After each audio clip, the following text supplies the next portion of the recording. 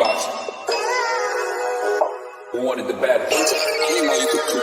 Let's see. Oh, we boxing, yeah, we boxing. I need that belt like it ain't no other option. So we punching and weaving and blocking. Defeat ain't an option.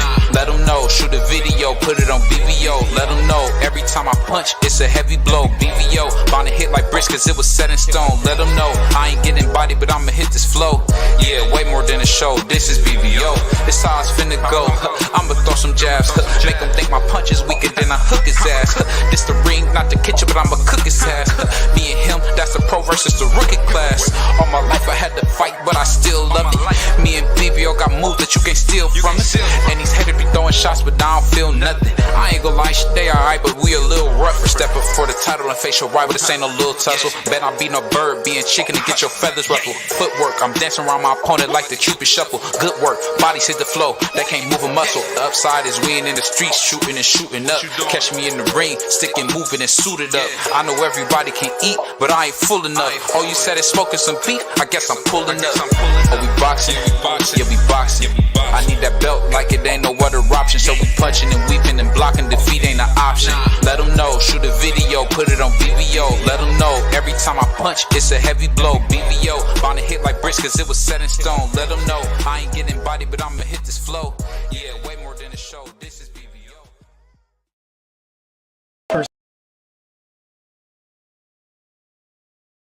Person to stop loses. We get in there, boom, Floyd in my ear. He was actually in the ring while we was sparring. While me and Devin was sparring, he was grabbing my arms like, while I'm trying to punch Devin, he was grabbing my arm like, nah.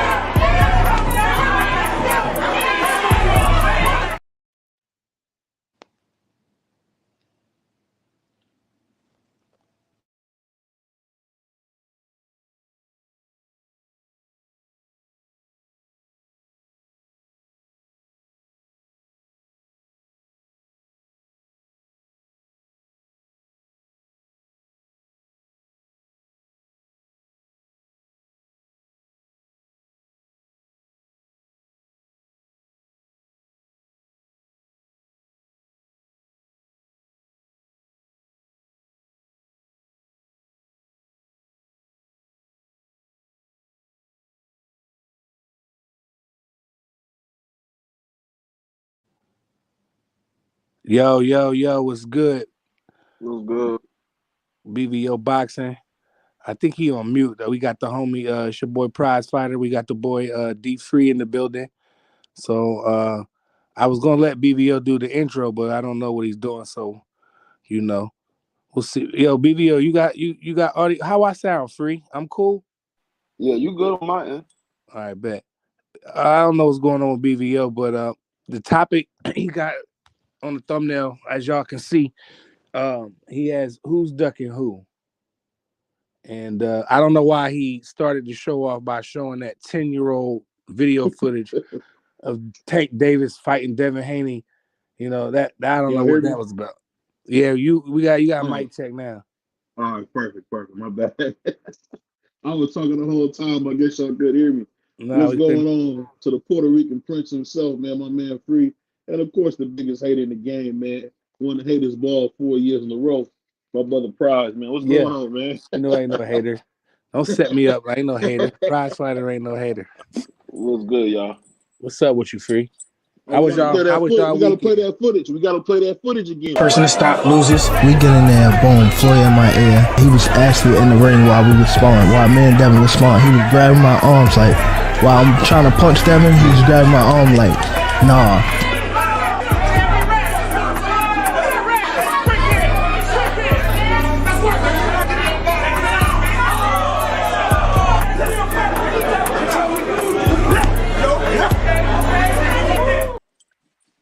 Footage is trash. The boy takes some monster. That's all I can say. Footage is trash. What you think about that footage, Free? Trash. What you think about that footage, man? I mean, like I said, it was that was years ago. Those guys have grown since then. And I know a lot of people say, "Hey, why they don't drop the whole footage?" Well, I mean, it's obvious why they don't drop the whole footage. Tank said it in the daggone video. Floyd was grabbing his arm, so maybe Floyd don't want to show the part where he was grabbing Tank's arm and stopping him from punching Devin. Maybe that's why they don't drop the whole. Floyd didn't drop the whole footage. But at the same token, like I said, that was sparring. It's not a real fight. I mean, we'll see what happens if they ever get in the ring with each other. That's all I got to say about it. That footage means nothing. Absolutely nothing. Yeah. It's a decade ago. Devin is growing. It's a decade ago. Devin is growing into a grown man now, not a teenager. So what you saw was cool, and Tank was in his bag. That's why we love Tank, because he assaulted Devin in that sequence. So that's why we love. What do you do to it? He assaulted him. That's why we like Gervonta Davis. But that doesn't mean anything. And like the homie Free said, it was sparring, and it was.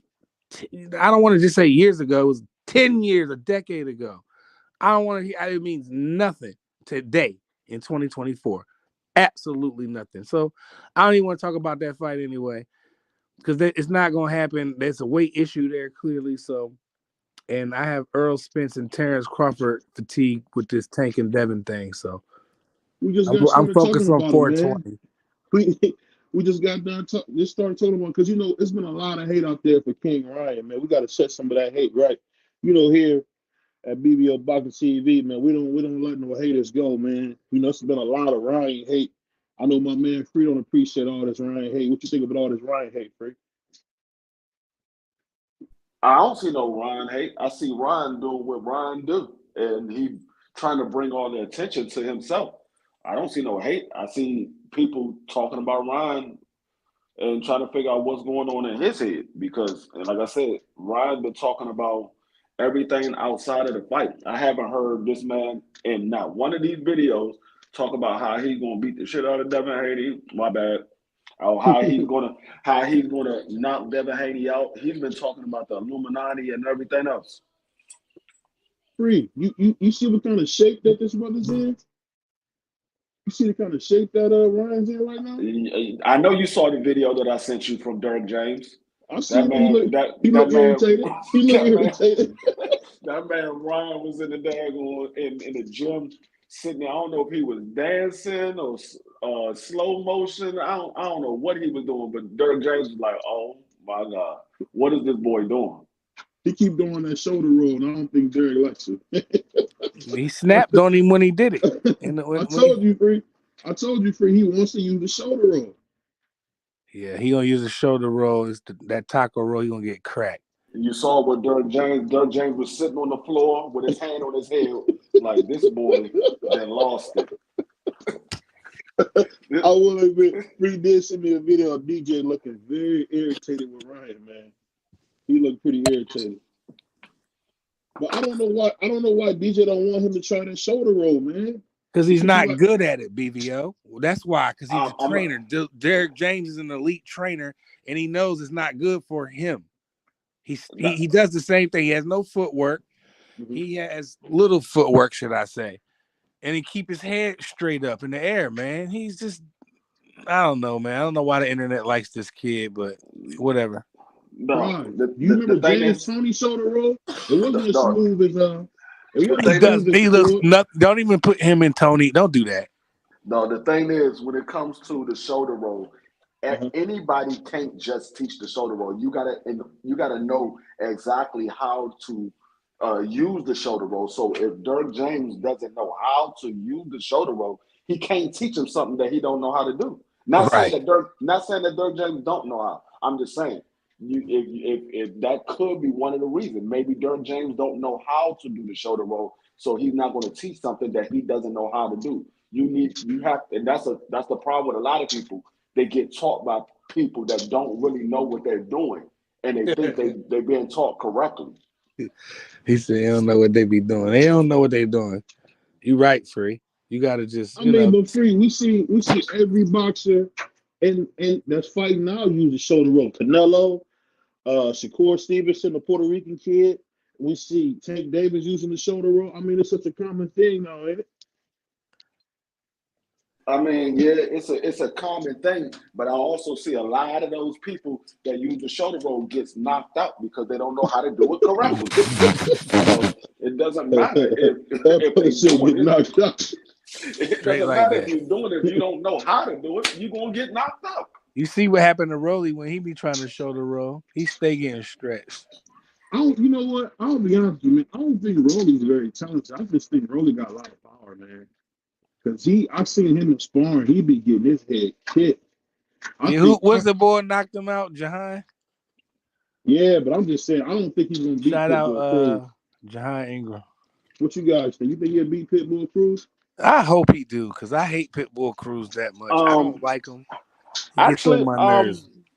I think he has a real good chance of beating Pitbull Cruz, but I also think Pitbull Cruz has a real good chance of beating Rolly. I mean, that to me that's a legitimate 50-50 fight because Rolly Rolly ain't the best boxer. He got good power.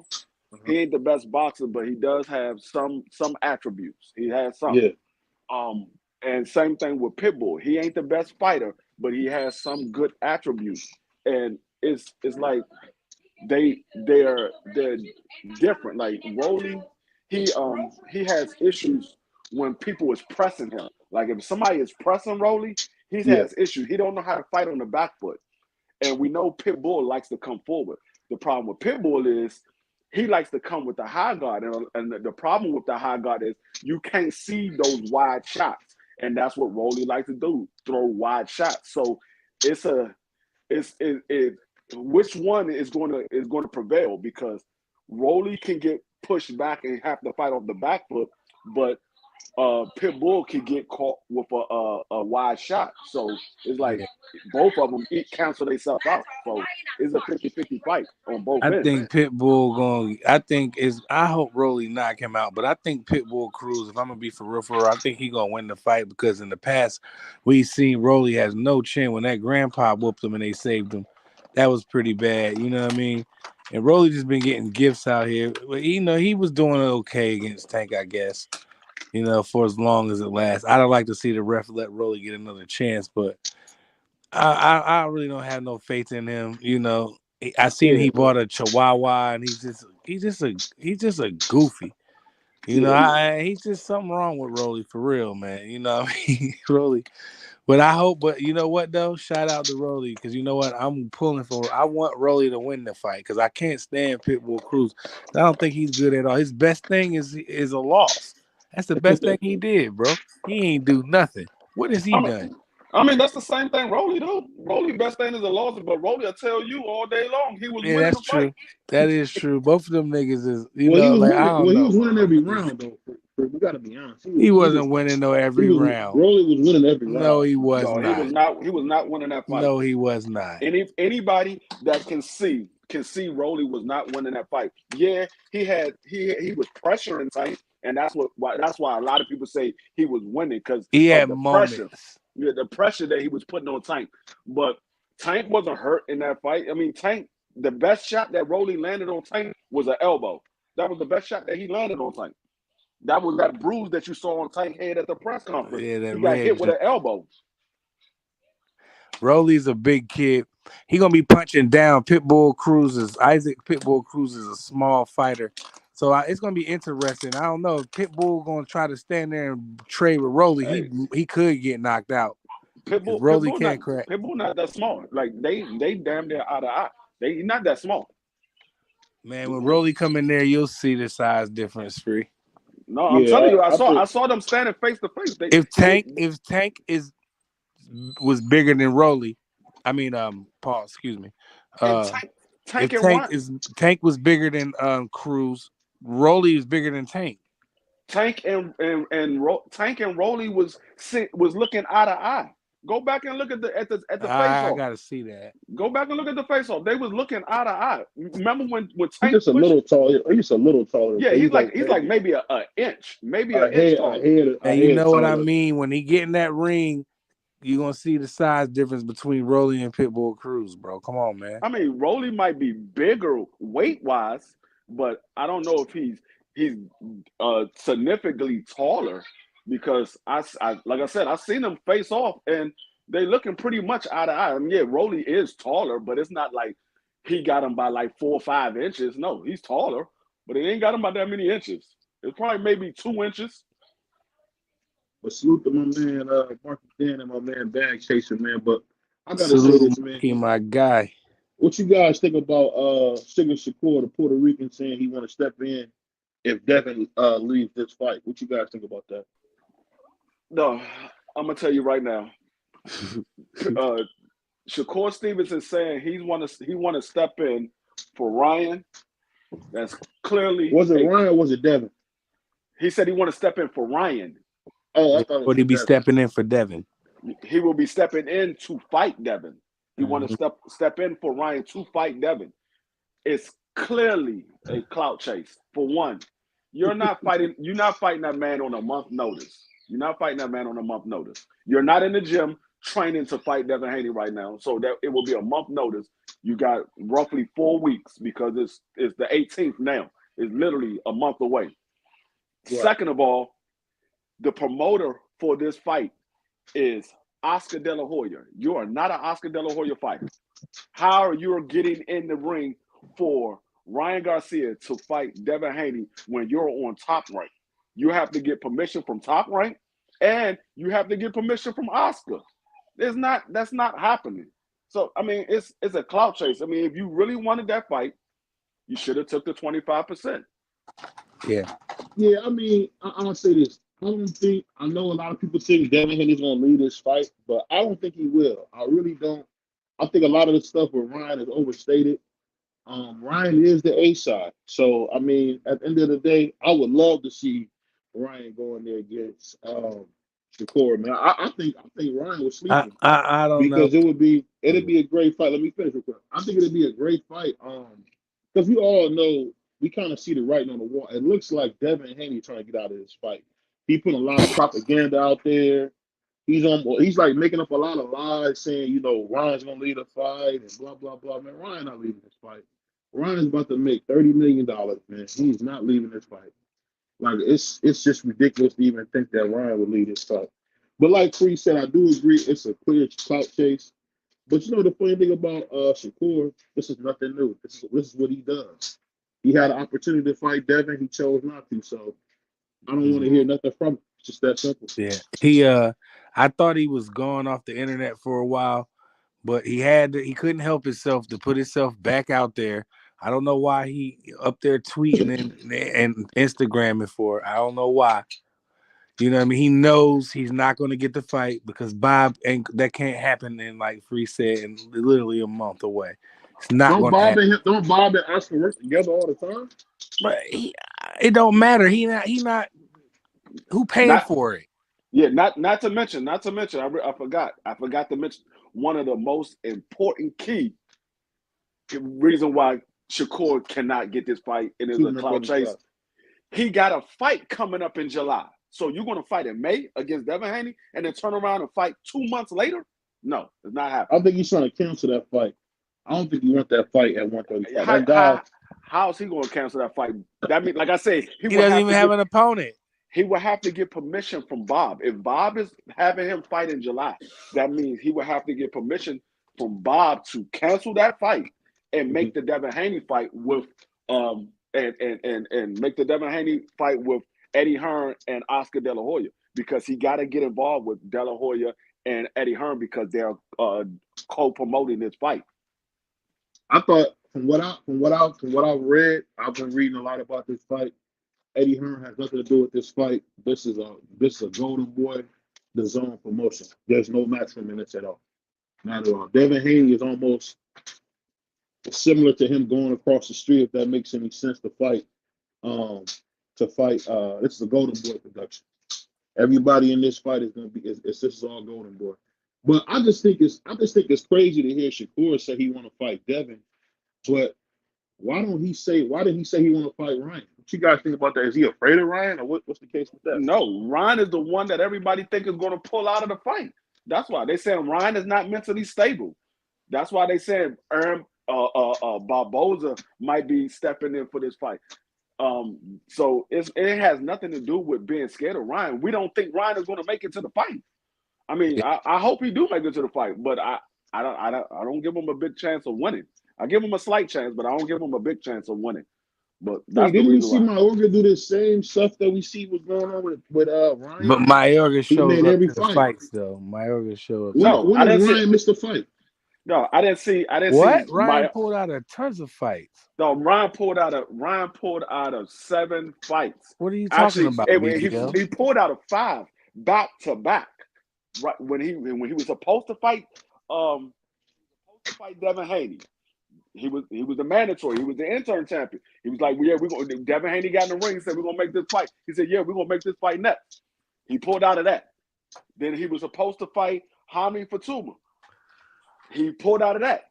He was supposed to fight and then he caught Fortuna when he was older, and then got him. Yeah, he was supposed to fight. I wanted to see him when he fought Javier Fortuna when Fortuna wasn't washed. But go ahead, Free. Fight Tank Davis. He pulled out of that. He was supposed to fight Jojo Diaz. He pulled out of that. He pulled out, and he was supposed to fight Devin Haney again, and pulled out the second time. That man pulled out of 5 fights back to back. And then that's when he said he was going through mental depression and all this other stuff, some mental illness, and so he sat out and said he was going to sit out for a while. I just think it's crazy when we watching this young kid, man, really have a hard time getting this respect. I just say it like this. So maybe I'm wrong for this, but I'm just hoping that he goes in there and just assaults Devin Haney, man, because I'm so tired of the back and forth.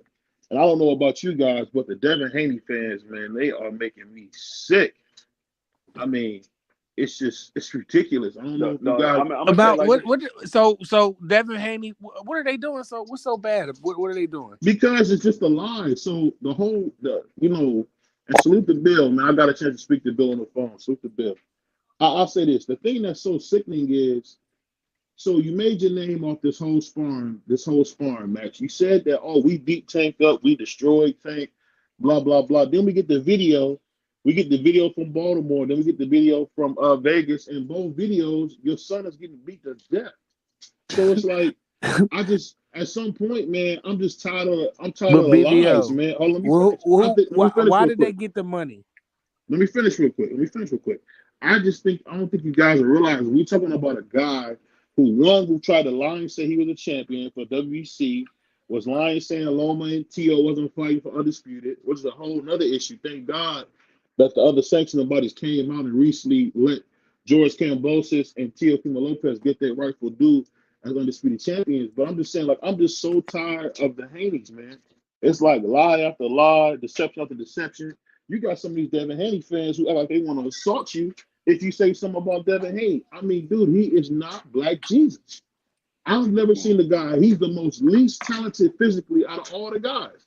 He's not more physically talented. He's not more physically talented than Tio. Right now, hold on, no. I'm gonna school you niggas. Excuse my language. I'm gonna school you brothers. You ain't schooling nothing. Listen, I'm gonna school you. Hold on. I'm gonna school you brothers. Let me let you know. This is the Scala Boxing BVO Boxing. Same stuff, different. Hold on. Let me say this. Think about this. Devin Haney is not as skilled as Tio physically. He's not as skilled as Ryan physically. He's definitely not as skilled as Tank physically, and he's not even as skilled as Shakur physically. I'm talking about the gifts you get from God. He does not have the best gifts you get from God. He's not the strongest. He's not the tallest. He's none of those things. And keep in mind this: he has been fighting tiny guys. He has not fought a guy his size since Linares. The only person that fought that he was similar to his size was Linares, and Linares almost slept him. Don't get me wrong. That's the only time in the whole fight Linares had any success. But Linares was 102 years old when he took that fight. But it's the thing that gets me with you guys. They say when Devin is fighting, when Ryan is fighting Tank, it's an exhibition. But when Devin Haney, the American Dream, is fighting Ryan, it's a big fight. Which one is it? They talk about Tank only. Hold on, let me finish. They say Tank only fight Spanish fighters. But you look at freaking Ryan. Look at Devin's record. It's nothing but Mexicans on his record. So I'm tired of the BS, the lie, and the deception. You guys are being fooled. And I love Bill, because I got to be honest, talking to Bill is hard not to like it. But honestly, Bill Haney, Devin Haney, stop the lies, y'all. Stop the lies. What lies? It's the You're just whole making campaign. up stuff. No, I'm giving you all facts. I'm giving you all facts. Super, my brother like that. Go ahead. BVO, you said he is the least talented out of all those fighters, and all you named was physical. That's what I said. Physical. Physically talented. Oh, I mean, he very well. I mean, that's subject to subject to opinion, because we don't know if he's physically weaker than the other guys. So I can't say that to be a fact. That's a opinion. That's what you believe. And you threw in there that Devin Haney has never fought a fighter his size. I mean, what does that even mean? Tank is not his size. And that's the fight we all want to see. Actually, he has fought people his size, so that's a narrative that people out there throwing out there that's not true. He has fought people his size. It's just they quote unquote the best fighters in the division just happen to be not his size. Just happen to be not his size. So that's not his fault. Say free? What did Loma say free? Heavyweight. I thought this was lightweight. This is heavyweight. No, listen what I just said. Go ahead. Listen what I just said. You said he hasn't fought guys his size. He has. Right. It just so happened to be the best guys at the weight class are not his size. That's what it is. That's not his fault. That's the fact of the matter. Those guys that's the best at the weight class are not his size. So yeah, he's gonna when he fight those guys, they not his size because that's what it is. But when you talk about all of the other propaganda, no, it's not propaganda. You just got to look at what the truth is. Tio said after the daggone Cambosa's fight, oh, they robbed me for the fight because they know what I was going to do. If I would have won, I was going to drop all the belts. So Devin Haney would have a harder time of making undisputed. He wasn't going to fight Devin Haney. That man never wanted to fight Devin Haney. And you keep saying he wanted to fight Devin Haney. He didn't. He never wanted to fight Devin Haney.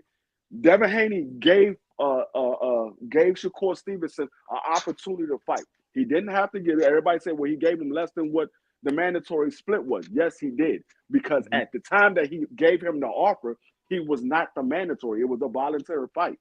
So Shakur had to go petition to be called the mandatory. That's why he went to the WBC, because he wasn't the mandatory at the time. He wrote a letter to the WBC to mandate the fight so he can go to purse bid. So that's out of the window. That's another narrative. Everybody kept saying he gave him less than the mandatory. Yeah, he did, because he wasn't the mandatory at the time. So yeah, you just keep throwing stuff out there that's not 100% true. You got to look at the facts at the time that they happened.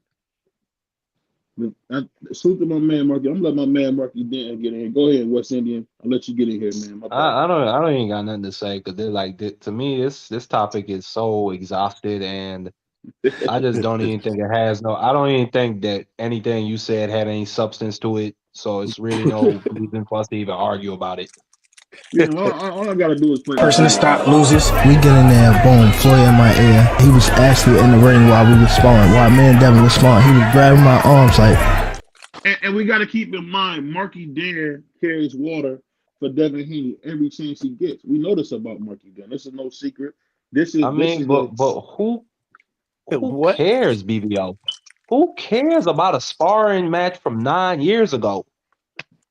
Like I at this point, that video, that chopped up video of a 30-minute sparring, it's just used as I don't know, clout points or whatever. Who cares? I mean, hold on. Sparring don't matter no more. What are you talking about? No, it's never mattered. Okay. What matters is when you get underneath them lights. If you into that sparring king shit that Tank and Shakur is on, come in here, cousin. Come here, cousin, right away. But let me say this, man. I'm gonna tell you why sparring matters. The moment that Ali sparred Sonny Liston, what happened? Well, he knew he could beat him. He could beat him. And the rest is history. So Ali didn't spar Sonny Liston. That's crazy to talk about. He did spar Sonny Liston. Look it up. No, Ali sparred Ignomar Johansson. Whether he sparred him or not, once again, sparring is sparring. A fight is a fight. I don't care what you do in sparring. I see a lot of guys beat people up in sparring. They get into the daggone ring and get their head knocked off. Right, get their ass whooped. I don't care about none of that. Sparring is sparring. One guy is training for a certain situation in a fight. another guy is out there to prove himself. At that time, Devin Haney was a relatively unknown fighter. He was 17 years old. He had just started fighting pro. Tank Davis was out there with Adrian Boner, and he was actually was about to go ready to fight Jose Pedraza to be the champion, the IBF champion, because that was when Tank Davis was 21. He was about to go fight Pedraza. So Tank Davis was relatively known because of Floyd Mayweather and Adrian Boner. Devin Haney was relatively unknown. So Devin Haney was trying to prove himself to everybody in the gym. Tank Davis already is known.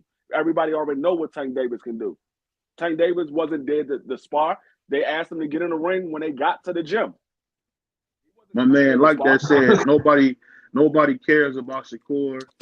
My man Bagshaker said they ducking each other. He said Shakur and Tank are in the same division. No reason why they shouldn't get a fight. They won't get a fight because Tank Davis does not have, unfortunately, he's the star. He doesn't have to chase nobody. He fights who he wants because he's bigger than the belts. He's bigger than anybody that you can probably name under the heavyweights. I mean, Tank Davis kind of calls his own shot at this point. With no Errol Spence, there's nobody around that division that can command the kind of attention that a Tank Davis is. And this is for me, doing the content. If you put up anything about Errol Spence or Tank Davis, you're gonna get some views, man. But I'm gonna say like this: that's cap. That's not cap. That's not cap. Tank is a superstar. I'm talking. I don't care what he is. He's not bigger than the sport. I don't care how big of a superstar he is. He cannot fight whoever he wants. He cannot, because there's a lot of diehard Tank Davis fans want him to fight the best. You're not fighting the best. They're like, man, what are you doing? I can't back you if you're not fighting the best. I can't say you're the best in the division if you're not fighting the best. So I'm not going. And like I said, I like Tank Davis. I like all of those guys. But you're not going to sit here and tell me you're the best and you're not trying to fight the best. Now, I'm not saying Tank Davis is not trying to fight the best, because I think Frank Martin is one of those guys that's considered the best at that weight class right now. So people can talk bad about their fight all they want to. Frank Martin can beat a lot of these guys, and he probably beat some of your favorite fighters. So I'm not saying that that's a bad fight at all. And he's top 5 in every sanctioned body. That's the thing you got to remember. He's top 5 in every sanctioned body. No, Frank is solid, bro. He's a good fighter. Let me ask Marky Dan this. Since Marky Dan has said he's exhausted with the whole thing. You don't think this is how it goes, man? We got to talk these fights up. I don't think you realize how powerful our voice is, because we said we didn't want to see Eubanks versus Crawford, and guess what? We're not getting that fight. So why wouldn't the fans say the fights they want to see? Mark, tell me why they wouldn't want to do that. Why can't we say the fights that we want to see? Because Devin Haney versus Tank is not happening next. Simple as that. Who says it can't happen next? I'm saying it's not going to happen next. Fight, after this fight that he gets done with. Well, let me say that I don't have no faith that the fight is going to happen next. I'm thinking about Devin Haney and what he's doing at 140. If we're going to push a fight for Tank Davis, let's talk about Shakur. Let's talk about Lomachenko. Matter of fact, the other day, Lomachenko was talking about Tank. Those are much more realistic fights to me. I'm just so exhausted with the whole thing, bro. Like, yeah, me too. I prefer to see T.O. versus Haney next. Yeah, me too. You know for a fact that Haney got the balls to get in there with T.O., man. Stop. Does T.O. have the balls to get in there with Haney after what Jermaine Ortiz just did to him? You mean after he beat the life out of Jermaine Ortiz, who ran from him? That man landed one hard punch on Jermaine Ortiz's arm and a jab to his body every round. That's all T.O. did that whole fight.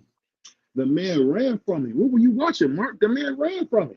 Okay, and Devin Haney is somebody who has a much better jab than Jermaine Ortiz, has much better footwork, has a much better straight right hand, and to me is much better at that style.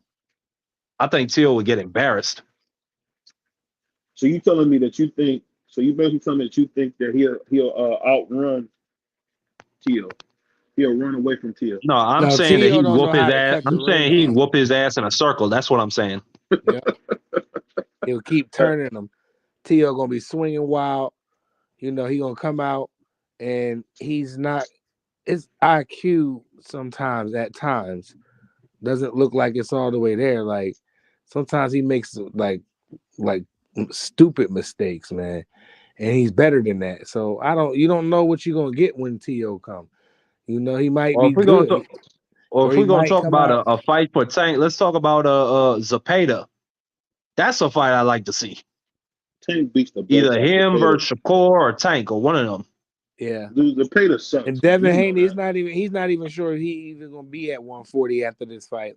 He's contemplating welterweight. So No, he's not. No, he's not. he is. He said that he got to see how he feel. Yeah, he did. He said it. Dude, who's he gonna beat at welterweight? I don't know. That's what that man gonna do. If We he go don't up know. there and say he gonna fight Jerron Ennis, I'll back him 100%. I think Devin Haney beats Jerron Ennis. But other than Jerron Ennis, who else can he beat? There's nobody I would say. BVO crazy. You crazy. Stanionis. You want? We ain't seen Stanionis for 2 years, Mark. What are you talking about? We ain't seen him in 2 years.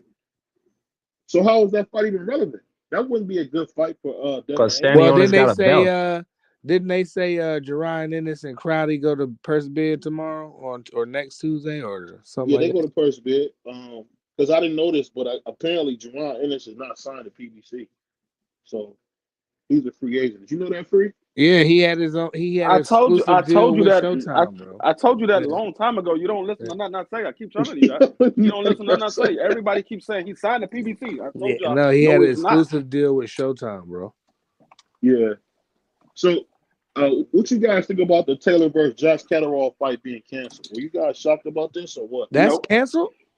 Yeah, I didn't even know it was canceled. Damn. Yeah. Who fell out? Canceled. You sure you're not talking about Keith Thurman? No. Josh Taylor had an injury in camp. Damn, that's off too. Man, Josh Taylor just need to go ahead and retire.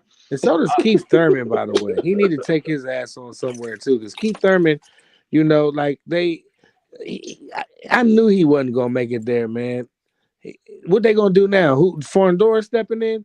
I mean, Yep. okay. Well, they said they was doing an MRI on his arm to see if he can still fight or not.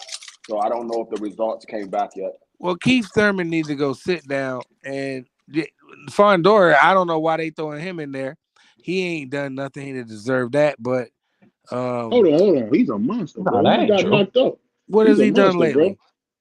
He just got knocked out. That happens, man. I mean, what has Keith done lately to deserve a Tim Tszyu fight? Well, Keith Thurman is a name. Fondora is a name. He's a towering inferno. Not like Keith Thurman. He's a spectacle. Nah, not like Keith Thurman, but and he got melted in his last fight. Or did he fight after that? No, he didn't fight that. I mean, he don't know. We don't know what kind of. You don't understand. Losing is no big deal. No. It's not. It's not just losing. When you get melted like that, sometimes you can't come back. When somebody assaults you like that, dog, you can't come back from the. Sometimes I'm not saying he can't. I'm just saying. And he big and linky. I mean, I don't know. I never thought he was a walking knockout to me. I was waiting for it to happen, but he's. I mean, they throw him in there. Then I guess. I mean. Like what were they saying earlier? Lubin should be the one to go in there. That's who the one should go in there against Tszyu. Tim Tszyu beats Lubin to death, man. I don't know. He would. You probably would have to get a casket for him, man. He would beat him to death. It would be a really nasty fight. Lubin get hit way too much. I think it would be the same result with Fondora. I think that Tim Tszyu would just stretch him, bro, because he's not that good. He's just like you said, just something to look at, like, dang, you know, this guy's big, tall guy. Nah, but Fondora a good fighter, man. He ain't no bum. He's okay. What I was saying, though, I want to ask you guys, what do you guys think is next for Josh Taylor after pulling out of this fight again? I know they said it's postponed, but from the way Eddie Hearn was talking about it, looked like the fight might not happen. What's next for him is he should move to 147 if they're not gonna make this fight, because that's what he kept saying. The reason why he didn't fight him in the immediate rematch is because he was too big for 140. So move up to 147 and get beat up there. You act like Josh Taylor is a bum or something, dog. You know he can fight, Free. He was. I know he didn't look good in his last 2-3 fights. He ain't look good. So he beat up Jose Ramirez, but Jose Ramirez ain't that good of a fighter as well. Hey, and you know what's so funny? I've always hated Jose Ramirez. Because I don't know if you guys know, he beat one of my favorite fighters, Amir Ahman, the young master. You guys probably never heard of him. But man, he beat Amir Ahman to death, and I was sick. I was sick when I watched that. But let me ask you guys this. So, when Keith Thurman pulled out his fight, is this the end of Keith Thurman's career? What you guys think? Go ahead, Mark. Go ahead, Free. No, Oh, okay, I'll go. Hopefully it is. I think Keith should have retired a very long time ago. I think that he was playing a dangerous game, trying to come in on these long layoffs and trying to fight one of these young dudes like Tim Tszyu. He would have got hurt badly fighting Tim Tszyu. So I think, like Prod said about Josh Taylor, he need to sit his ass down somewhere. And go get that Pro Box money. Go get that podcast money. Like, to me, Keith is a much better talker than he is a fighter at this point. So go do that, bro. You can make a lot of money. You could draw a lot of attention for yourself. You could be the Howard Cosell of somebody's career. Go ahead and do that, Keith. Get out the fight game. Yeah, I would say if he can't fight, this is probably the end of his career, because I mean, at this point he's just going to be a gatekeeper. And like Keith Thurman in the past, since he got knocked out, got beat by Manny Pacquiao in what, that was 2019, 2020, 2019. 2019, yep. That man has one fight in 5 years. He has one fight. Go ahead and retire. Hang it up. You're done. You're done. Free. He got 5 fights in the last 8 years. Yo, when y'all told me that like a couple shows ago, maybe like a couple months ago, I was like, because I know he hasn't fought, but when y'all broke it down, I was like, God dang, that boy Keith Thurman, crazy. But I mean, he didn't make it to the fight. There was rumors going around saying it was ticket sales. I thought that was cap. I think that something probably happened, because that's just Keith Thurman, man. He's been hurt, you know what I mean, multiple times, and he just need to go sit down and just go away, man. If you look at it, he's 35 years old, and he should still have something left in him, though. Free at 35. There's some great fighters that get great things at 35. Yeah, but the thing is, at 35, that's when a lot of these fighters start getting injured. Especially a fighter when you're not active yet. Yeah, especially a fighter that hasn't been training for a fight. Like his last fight with Mario Barrio 2 years ago. That was 2 years ago? 3. That was it was 2021. Yeah. Yep, we in 24. That was 3 years ago. Yeah, 3 years ago. Crazy, bro. It was February of 2021. That was 3 years ago. That was his last Keith fight. Thurman, man, you need to go sit down. You're done. Mm-hmm. Like the brother said, you're really good at like a personality or something. Go get a podcast and tell some boxing stories, some gym war stories. You know what I'm saying? Go through that, man. People are gonna watch you, go, because you just be saying anything, and you know what I mean. And just go ahead, bro. Man, y'all holding up the sport when they're pulling out. You know. Hey, I got a question for y'all. I got a question for you. Mainly Marky Dan. Because Marky Dan was one of the ones that said he wasn't worried. They can just throw something together. It's literally a month away. They don't have no car for this fight. Are you worried yet? Who, for Devin Haney and Ryan Garcia? And Ryan Garcia. They don't have no car yet. Are you worried yet? Well, I told you that's weird. Call it. No, Marky. The guy, what's his name? Barbosa is fighting that Chavez guy on a. Which Chavez? I forget his name. Is like, or it might be. Julio Jr. Go ahead. If you can, I'll look it up real quick. But Free. That is concerning hearing that. I mean, they need to just throw some. They need to just throw some Puerto Ricans, some Dominicans on the card. Had them talk shit to each other. Had them go on social media. Have their baby mamas fight. And the whole of New York gonna come out, man. That's all they need to do, bro. That's why I said I don't know how well this fight gonna do, because they don't have a car. Tank, from what a lot of people saying, me personally, I think it's been announced already, because we see the flyers for it. We hear them talking about it. They made a card for it. Tank Davis and Frank Martin, quote unquote, hasn't been announced. They already got a card for that fight. Well, I think the thing I heard that's kind of crazy. I don't know this to be true, but I've been hearing that a lot of people are not looking to work with Golden Boy. Apparently, now I don't know this to be true. This is the rumor mill. Apparently, a couple of fighters that was working with Oscar got checks that were no good. So I don't know what's going on with that. That might have been a They mistake. allegedly. We know Oscar De La Hoya is a great businessman, but apparently we heard a bunch of different little things from fighters that Oscar and Golden Boy wasn't doing good business. So I don't know if that to be true. We all know Oscar's a good man. You know, he wouldn't short nobody no money, but we'll see. We trying to figure it out. But that's kind of what the rumor has been. A lot of fighters don't want to deal with Oscar. I don't know why, but that's just been the big thing I've been hearing repeatedly. They don't want to fool with Oscar at all in any capacity. I mean, this whole fight card, I mean, this whole event has just been weird from the outset. Like, I mean, why are two Californians fighting in Brooklyn? Why? Like that's number one. Then Ryan Garcia in general, bro. Like, I don't know, bro. I don't think this fight is really gonna do that well anymore. I think even if it does something on the pay-per-view side, I don't even think it'll. I think at most he'll do is probably somewhere between 200 to 500 at most. And that live gate, Yeah, that's I gonna don't know, suffer, bro. man. It's I gonna mean, suffer because actually, at this point, 500 is a success. That's pretty damn good, though, Mark. Yeah, that's a success. No, but for what I initially thought it could do, not for what they spending for. They spending some money, dog. No, have they promoted this fight correctly, man? Because Ryan really does have some casuals that believe he could win. Yes, Ryan, Jorge Chavez. That's his name. If y'all when you keep doing all this weird stuff and you look like you a mental patient, bro, ain't nobody showing up for that. You heard me, D Free? Yeah, I heard you. His name was in Marky Dan. His name is Jorge Chavez. That's supposed to be the undercard.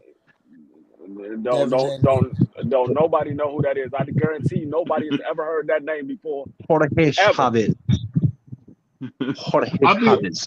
I've never seen him. I've never heard him. I'm gonna say this, and I gotta say this, Mark. I think the thing that's sad, man, is like you said it best. I think Oscar, and I love Oscar, and I want to state my opinion by saying Oscar is the greatest living fighter there is. But man, as a promoter, he's just not up to par, man. The promotion for this fight has just been terrible. I mean, we talking about we 5 weeks away, and we don't have a doggone undercard. I don't know. I've never heard of that. I've never heard of that, Free. I've never heard of that. That's why Oscar has never put on a big card. It's never been left to Oscar to put on a big card. Anytime Oscar was part of a big card, it was always the other promotional company that put the card on. Oscar might have said, "Hey, I got this fighter. I got this fighter. Do you want to put him in there with your fighter?" But it's always been the other company that's put on the card. Like if you look at the Ryan and Tank, that was more Leonard Ellaby and Floyd that put that card together. Oscar had some fighters on there, but it was Floyd and Leonard Ellaby because you look at everybody that was on there. Go back and look at everybody that was on that daggone card. The biggest names was from the PBC side. So like I said, salute to my man Thomas Hill popping in, man. My bad, Free. Go ahead. What's up, dog? What's going on, Thomas? He just not Good at putting big cards together. Now he can probably promote a fighter as just a promoter, but he is not one of the ones that you say, "Hey, no, he's legendary in this game. He's gonna make sure you get the most dollars for your buck." No, that's not gonna be Oscar. It's gonna be somebody like Floyd. It's gonna be somebody like Al Heyman, Bob Arum, even Eddie Hearn at this point. It ain't gonna be Oscar. Oscar's not gonna give you the most money for your career. And see, you know, Golden Boy ain't got no funds like that. Hold on one second. Before anybody go, I gotta ask my man Thomas Hill this, man. What do you think about the greatest living fighter, man, wetting the bed on this promotion? What you think about that, man? I'm sorry, ask that one more again. I'm saying, what you think about the greatest living fighter of our generation, Oscar De La Hoya, wetting the bed like this for this promotion? What you think about this? Honestly, bro, I think that there's a lot going on behind the scenes, man. I think most of it is tied into the fact that Ryan really don't want to be a part of Golden Boy, so he's trying to do his best to affect their promotions more so, not the fights promotions, but their promotions. Mm-hmm. I think a lot of that behavior is geared towards making him look like somebody he would not want to get behind, so he can get him up out of that contract. Like if he do something that causes them like financial harm, then that's a reason to breach the contract, so to speak. And he won't have to go through a lawsuit. The other You think thing is, Ryan would do man, something like that? I don't know what Ryan to do, to tell you the truth. I know I've never seen him act to this point in level, but I don't believe like he literally lost. I think that he's trying his best to get up out that contract. I don't even know if it's about being undefeated. I still believe that if he gets into that ring and everybody say he coked up, he high off the drink and off the herb, and he ain't himself, he out of his mind, and he go in there and knock Devin out, what would that do to the people that actually believed all of that, man? So he's still dangerous in that regard, man, because it looks like he's training. I don't know what's going on that last training bit where they showed him doing ballet music training and whatnot, and Yeah, that was weird. Bro. the way Derrick James look like Derrick he I needs James to don't go look, through care if man. he is rehabilitation. training, to be honest. It doesn't matter if he's training for the best that he's ever trained before. He's not skilled enough. Just No, like we went through this already. Hold on real quick, Free. Just like we went through this when BVO's channel first started getting popping off with this Tank and Ryan thing. You know what I mean? We got up there every day for months and talked about this fight. And I said the same thing. He's not skilled enough. And nothing has changed. So he's not going to be able to be an elite fighter like Ryan Garcia, because we was just saying the same thing. If he goes in there and knock Tank out, he's the face of boxing. If he go, if but it's a big if. That's the only thing that you can bank on is Ryan Garcia knocking Devin Haney out. Other than that, he Well, gets smoked. I say that because of this. Tank don't make fundamental flaws that leaves him exposed to a quick left hook coming at him, whereas Devin actually does. Devin overreaches, he pros with his jab, and then when he swings, he takes long strides, and it leaves him vulnerable on that left side of Ryan, his right side. So it's a possibility with how fast that recoil is on that punch that he could clip him. I'm not saying that it's likely, I'm just saying it's a possibility. But what is likely is how they dumping on him. If he goes in that ring and they dumped on him and he does actually beat him, then what will that do to like the Haney locomotion and that? I It'd be mean beautiful. that'll It'd be be a beautiful. bad PR move for them, like a real bad. Especially when he's saying he on coke and he on this, he no. I'm gonna ain't tell you like respecting this. himself. I'm gonna tell you How like do this, you go in Thomas. there, huh? You I said can I'm gonna ask tell you that like this, question you Thomas. want to. It's not going to happen. I'll tell you BVO, like this, Thomas. put my screensaver on the front. I'm gonna tell you like this, Thomas. If Ryan goes in there and he goes in there and he knocks Devin Haney out, dog, you know how bad that is for Devin Haney. Dog, nobody looks at Devin Haney seriously no more. Nobody looks at Devin Haney seriously anymore. That was I wild, think bro. Ryan Garcia is gonna get stopped. I agree with what you say, because when that tapes that damn whatever the hell that was leaked, boy, it put people on an axis upside down. Imagine if he do go up in there, he all this stuff is true of him, and he actually does beat him, and if he actually does knock him out, boy, it's not gonna be the same in Haneyville. That'll make you feel people I know a lose lot. their I know a lot mind. of cats forget about this video, man, and that's why I got a Person to stop loses. We get in there, boom, Floyd in my ear. He was actually in the ring while we was sparring. While me and Devin was sparring, he was grabbing my arms like, while I'm trying to punch Devin, he was grabbing my arm like, nah.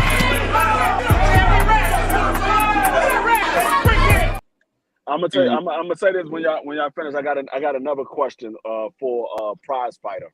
Well, let me say this. We'll come and let my man D get his question. I think what Tommy Hill just said cannot be remiss.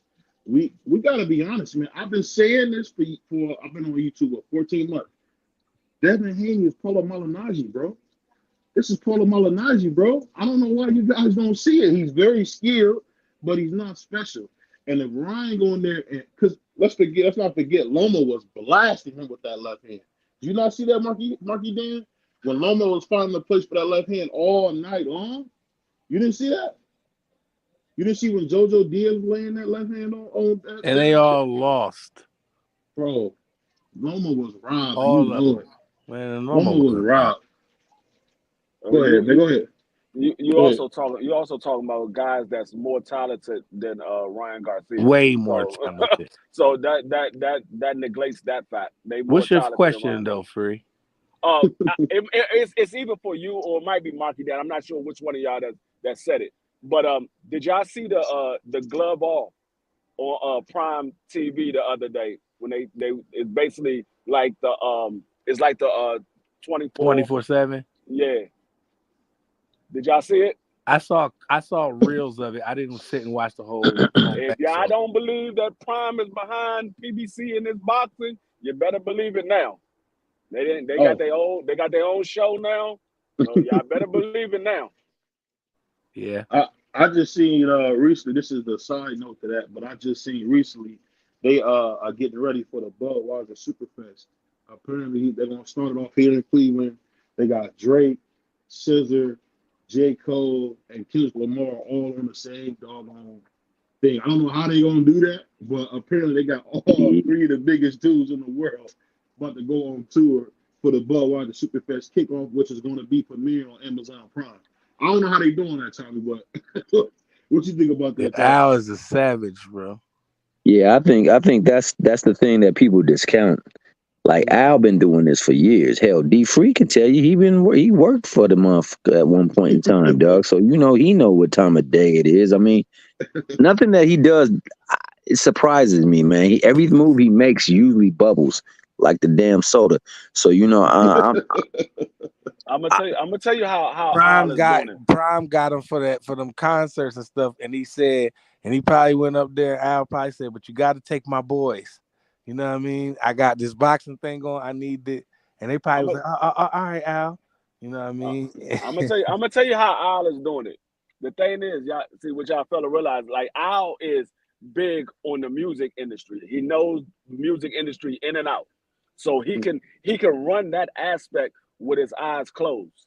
The thing is, he has Tom Brown to promote the fighters. So all he does is make the fights, and he has Tom Brown that promotes it. So he's not really doing anything. His focus is on the music industry. He lines up the fight and says, okay, look, these guys want to fight. I'm going to go ahead and get this fight signed. Once I get it signed, Tom Brown, I need you to get everything going. I need you to promote this fight. I need you to make sure they do the press tour and all that. That's what he's very good at delegating people to do the job. He knows how to find the right people to do their job at the highest level. That's where he's very good at. That's very well put. Can I ask you guys? This is a good question for everybody. How is he getting J. Cole, Drake, and Kendrick Lamar? Because he had Michael Jackson and them niggas. Like, who wouldn't want to work for a man that worked with them people? He's like, you know what I mean? He worked with the best. He works with the best ever. So, you know what I mean? Mayweather, you know what I'm saying? He worked with the biggest people in the world, in the history of the music industry. And like Free said, he can do that he can do it in his sleep, bro. So Al Heyman, like I said, Prime want them concerts. Hold on, Free. Prime want them concerts. They want them concerts, like you said, like Free said, they want them concerts. And he's telling them, yeah, you can get my concerts, but you got to give me a budget for my boys. And they probably was like, all right, well, we got this. You know what I'm saying? And now it looks like Netflix is trying to piggyback off of that with Mike Tyson and Jake Paul. So there's another little lane right there. So well, you know they turned him down. You know I'll turn Netflix down. I don't know, people, they don't report that. They always want to talk bad about Al, but I'll turn them down. Because Prime probably showed them that Prime bag, you know what I'm saying? And that's what it was. But at the end of the day, he knows what he was doing, because I was like, where's this and where's that? And then boom, you know, like Free said, there's a show right there, you know what I'm saying? There it is. You know I'm glad you mentioned Mike Tyson and Jake Paul. Did y'all hear the big news that happened on last week? well, I think it was Saturday that it happened, that DAZN had fired their CEO for the American base portion in America. They fired him. So damn, that You've been man doing gone. awful. You've been doing awful, man. Of course they put it in there. They had a mutual separation, but we all know what it was. He wasn't making no money in America. They fired him. Well, we already know what it is. I've been in the business industry for a long time. I know how to read between the lines. They basically say either you go out here and resign and say, hey, we had a mutual separation, or we just come out here and tell everybody you got fired. That's basically what it is. But so for everybody saying that PBC is going out of business, PBC never fired nobody. They haven't fired nobody. Yo, Go ahead, my bad, Tom. Go ahead. That's a fact. I just wanted to piggyback off of what Prize and what D said. I believe wholeheartedly that Al definitely can do music tours and anything with the business of music in his sleep. And he has connections and long reach in the music scope as well, too. I mean, you don't have years upon years upon years of success in that field and not have scope like that. And then you look at the names that you mentioned, the biggest name of them all is not the best lyricist or musician. It's Dre. Now, these people can get together and do this tour, man. They can make a bond and a link with Dre, and you already gifted with your lyrics, man. You put your lyrics on his beats, and it's like magic. It's like butter. So yeah, I could see how they got those kind of names to get together. Plus, a couple of them already aligned with Dre, too. So, you got a couple of artists that's on Top Dog Entertainment. So, Cole all about competition, and he all about healthy competition. He wants to go up there and rap. He don't care about none of that. I got a quick question, Tom, because I know we all listen to rap music. For about 10, 12 years, it seemed like Kendrick and J. Cole keep throwing shots at each other. All three of them. Drake, too. Well, not so much J. Cole. J. Cole don't really do it. It's just mainly Kendrick and Oh no, J. Cole definitely do it. But J. Cole believed much like Kendrick believed, and it's like healthy competition. Like it makes us bigger. It makes us better. So I'm with it. And that's why he don't have no problem going on that stage, because nigga, you ain't gonna outshine me. And that's the best thing about it, T, ain't nobody gonna get hurt, but you're gonna get the hardest bars. You know what I'm saying? Exactly. And you're going to get everybody at their best because they know they got to bring their best. Because, hell, J. Cole ain't slacking. Hell no. Kendrick Lamar ain't slacking. Nope. I'm going to tell you like this. Al Heyman, like I said, Al Heyman can do this in his sleep. Like, because as far as I know, Al Heyman's been doing this for at a minimum of 30 years. At the minimum, he did it because I was working with him when I was 14 years old. So at the minimum, he was doing it for 30 years. But the thing is, Al Heyman, he's like, hold up, y'all want to be on this tour? Well, this is what we're going to do. I'm going to make sure y'all get the best. I think the biggest bag y'all can get for this tour. But I got to have him on it. I got to have him on it. And I got to have him on it. Y'all going to work together. Y'all going to make the biggest bag. Just follow my lead. You saw what I did with Michael. You saw what I did with everybody else in the industry. Follow my lead. Y'all get paid. And they were like, you know what? All right, we do it. We'll do it. So Budweiser been working with Al Heyman for the beginning of time, right? I don't know nobody even drink Budweiser. He started it. I don't know who even drink Budweiser, man. What you say? Say that again, D. Free. I said if I'm not mistaken, I believe Al Heyman started the Budweiser Superfest. If I'm not mistaken, that's crazy. I believe he started it. What's the dark skinned guy that him and Quincy Jones are good friends? He started it. And he handpicked Al to do it. You guys ever seen the dark skinned guy that be with Quincy Jones? They call him like the Godfather of entertainment. Y'all know what I'm talking about? He's out of LA. I can't think of his name. Dark skinned kid, dark skinned older guy. Al Heyman kind of was, people don't know this, but Al Heyman was mentored by him and Quincy Jones to be what he is now. And you know what? I think the crazy thing about it is, this is another freaking chess move, man. Just when they say Al Heyman is broke, Canelo come back on his knees crying to get home. Then we got the Budweiser Fest coming back. I just tell you what, man. As my man Thomas Hill said, it's checkmate with this PBC stuff, bro. It's checkmate at this point. Can't nobody say nothing about old man. You talking about Clarence Avant? Is that who you was talking about? That's who it is. Clarence Avant. Yes. Damn. I don't know if you people know that name, but this I don't know the name. That's one of the most. He passed away last year. Oh, he did? Yeah, he passed away last year. Dang, it's crazy.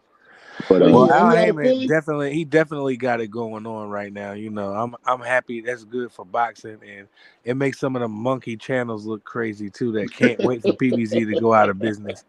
Now the monkeys gonna go back around aping around their cages, you know, in their cages like they do. But right now it looks like it's gonna be okay. Yeah, Keith Thurman got hurt. We got to do something, but let it get started. You know what I mean? The music festival has to happen first. Then we'll get our boxing. You know what I'm saying? And the thing else, and this is the thing about it, and I'm going to get everybody's opinion on this. Now, I love Canelo, and as you guys seen, unfortunately, I've actually had to be hard on Canelo. What do you think he goes from here, man? Because this Hamugia fight, I'm going to be honest, man, this is a trash fight. I don't think it's even going to be competitive. What do you guys think? What goes on next with Canelo? Because this is just. I hate the fight because I thought the nigga didn't fight Mexicans. BVO. Why is he doing this, Free? Who? Don't you want him to? All right, I'm gonna speak for me. I want him to go away, bro. Give up the damn belts at 68 and go away, dog. Just be out, man. I'm gonna tell y'all what it is. It's a lack of communication. See, what it is we don't understand Spanish that well. So when they translated, they said he don't fight Mexicans. He didn't say that. He said I don't fight David Benavidez. That's what he said. He don't fight David Benavidez. It wasn't Mexicans. It was David Benavidez.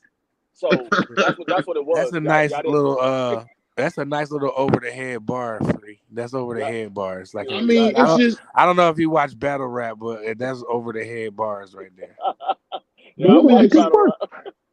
Hey, Tom, let me ask you this though. But why is Canelo choosing now to duck this late in his career? He's never ducked anybody before. Why is he choosing now to duck? He grew up off ducking. No, he didn't. That's a lie. He grew up off of ducking. I think that man, when that man was born, he ducked when the doctor tried to grab his hand to pull him out. So he ducked. You will know. Do you see? I'm gonna ask you this question. Do you see Bud not fighting Boots as a duck? Absolutely.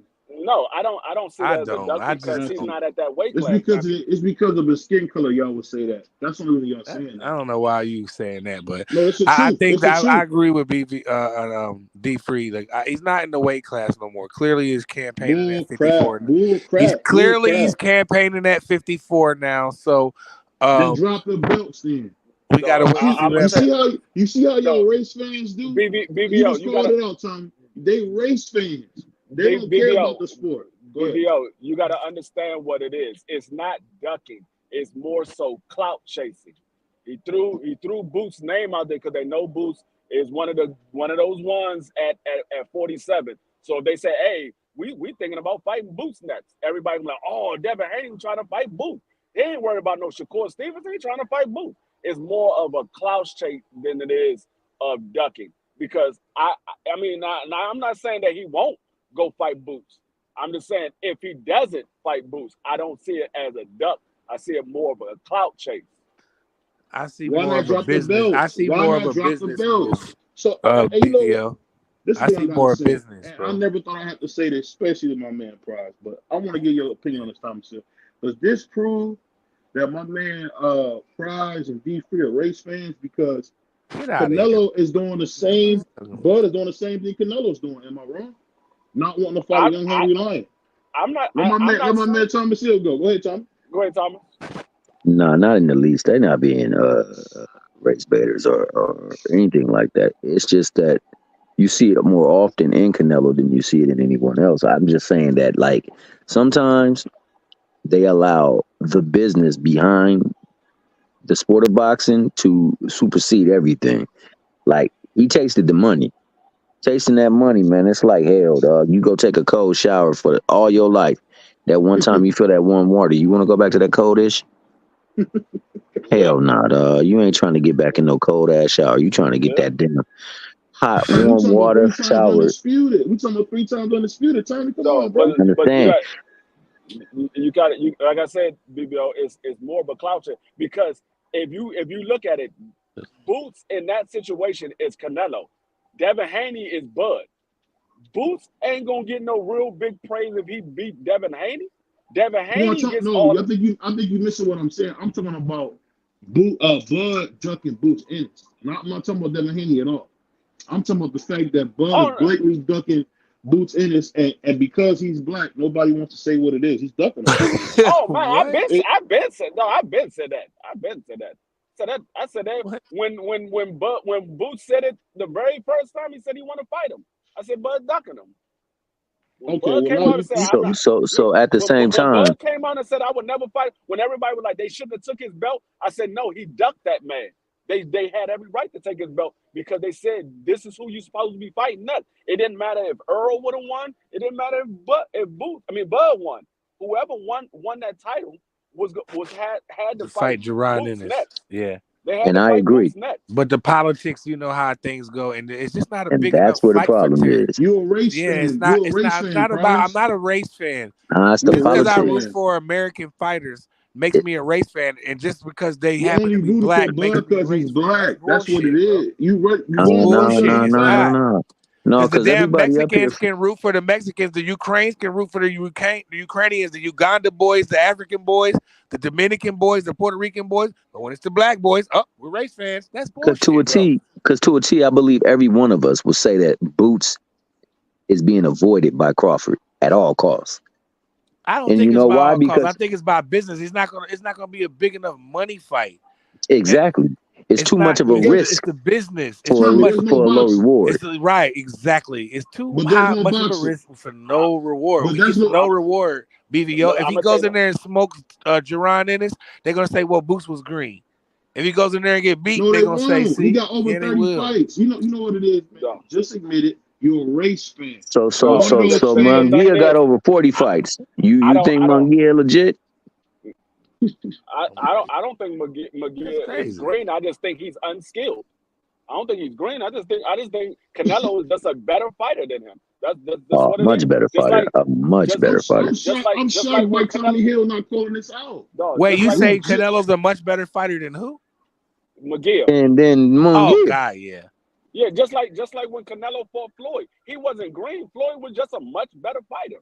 He wasn't on his level. He wasn't green. They just try to use that excuse that he was green. Everybody want to say he was green, but Floyd was fighting for his title. When Floyd was 21, he got in there with Jesus Chavez and with no filter, bro. I do want. I even go beyond that. This is how skilled. This is how skilled Floyd is, man. A lot of people say he caught freaking Shane Mosley. I'm a huge Shane Mosley fan. He caught him when he was old in the tooth. That's bullcrap. That nigga just was that much better than. I mean, Shane had a chance to get him, and he couldn't do what was necessary. And then once he got past it, Shane kept trying to do the same goddamn thing instead of changing it up. Bro. And you can't do the same thing with Floyd. Remember, you cannot. You remember when Floyd recovery was crazy. You know what I mean? The way he recovered from that, because anybody else, and then people tried to say, and I want to piggyback off what you said. People try to say that Mosley was old. Mosley was considered by HBO the number one welterweight in the world at the time he fought Floyd Mayweather, because he just came off a destruction of Antonio Margarito. So it don't matter. So I thought he fought him at the good time, because Mosley, that was his best fight of his career. The Oscar fights were good. I thought he lost the second one. The first one he won. When he moved up, it was really close, whatever. But a complete fight with Shane Mosley versus Antonio Margarito was Mosley's best performance of his career, bro. He destroyed a guy that was on a destruction path. And then they say, well, won't Floyd get in there when he'll never get in there with Shane now? What Floyd do? He jumps in there when you come off your best performance, not your worst, not when you're going through mental health and all that, like Canelo do. And so you know that's a lie because he didn't fight. He didn't want to fight. Here we go. Super Judah until Super Judah lost to Baltimore already. No, Super Judah already had a fight lined up because he was fighting. See, it goes back to what I'm saying, and I'm surprised my man Thomas Hill, and definitely my brother D. Free ain't calling us out. My man Prize is a well, I ain't got a chance to finish. What you talking about? No. Go ahead. What you surprised that I ain't brought up so I can see if I was gonna talk on it. I'm just surprised you ain't bring up the fact that we found out my man Prize is a doggone race fan. Like, how am I he a don't race care fan? about the sport. He care about race. Make this make sense, T.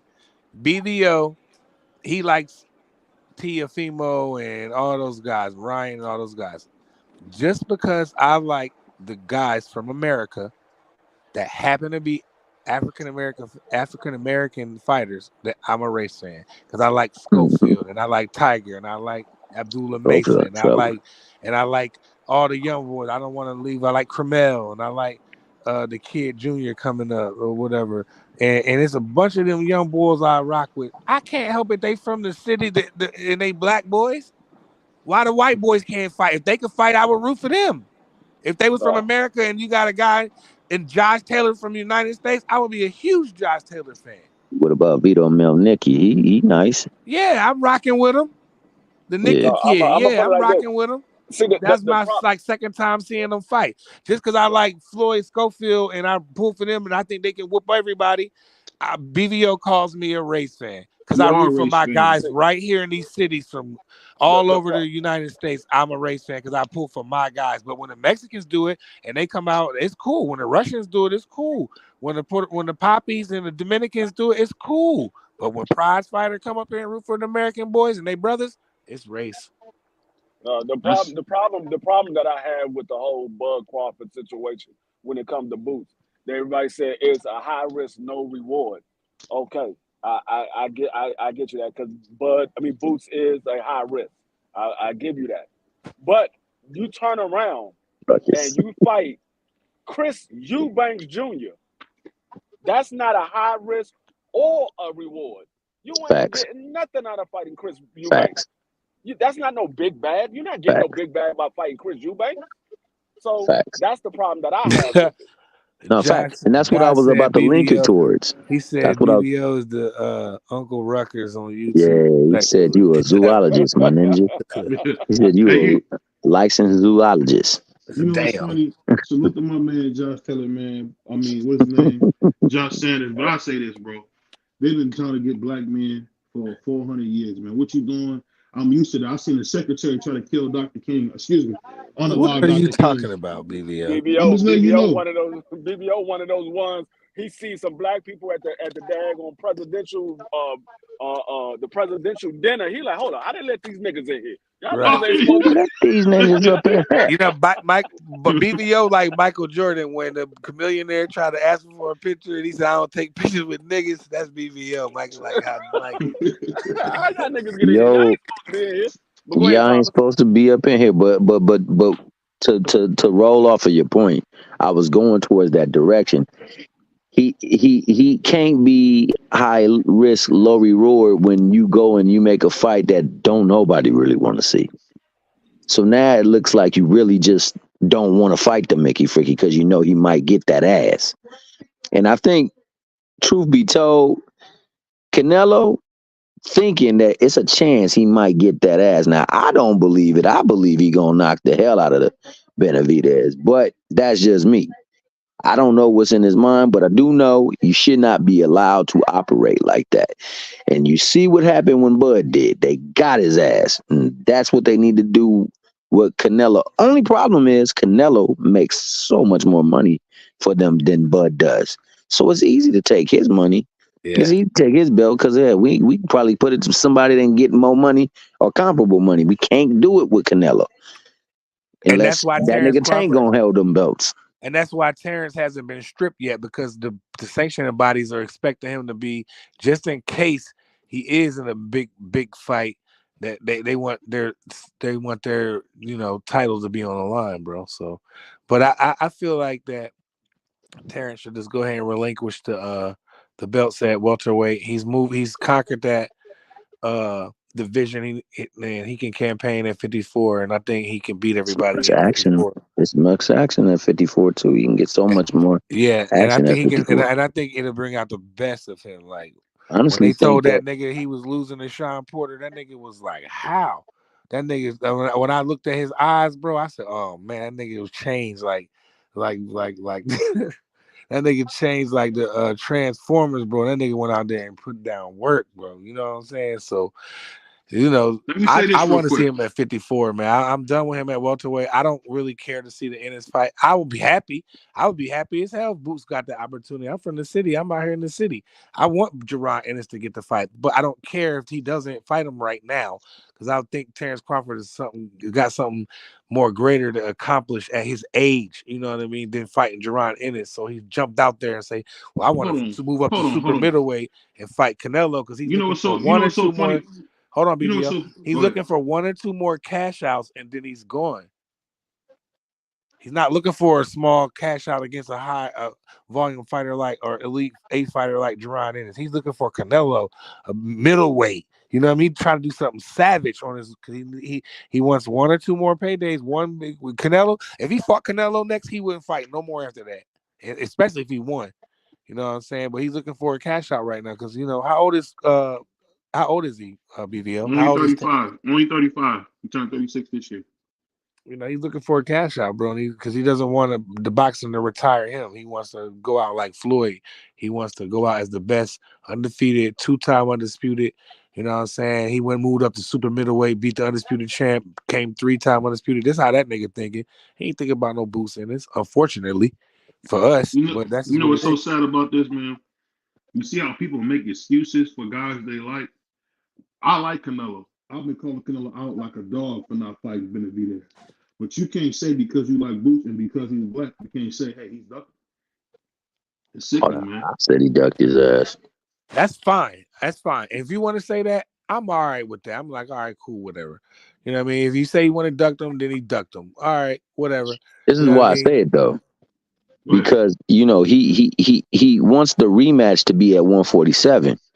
So you want to defend the titles at 147. Well, you can defend the titles against Boots at 147.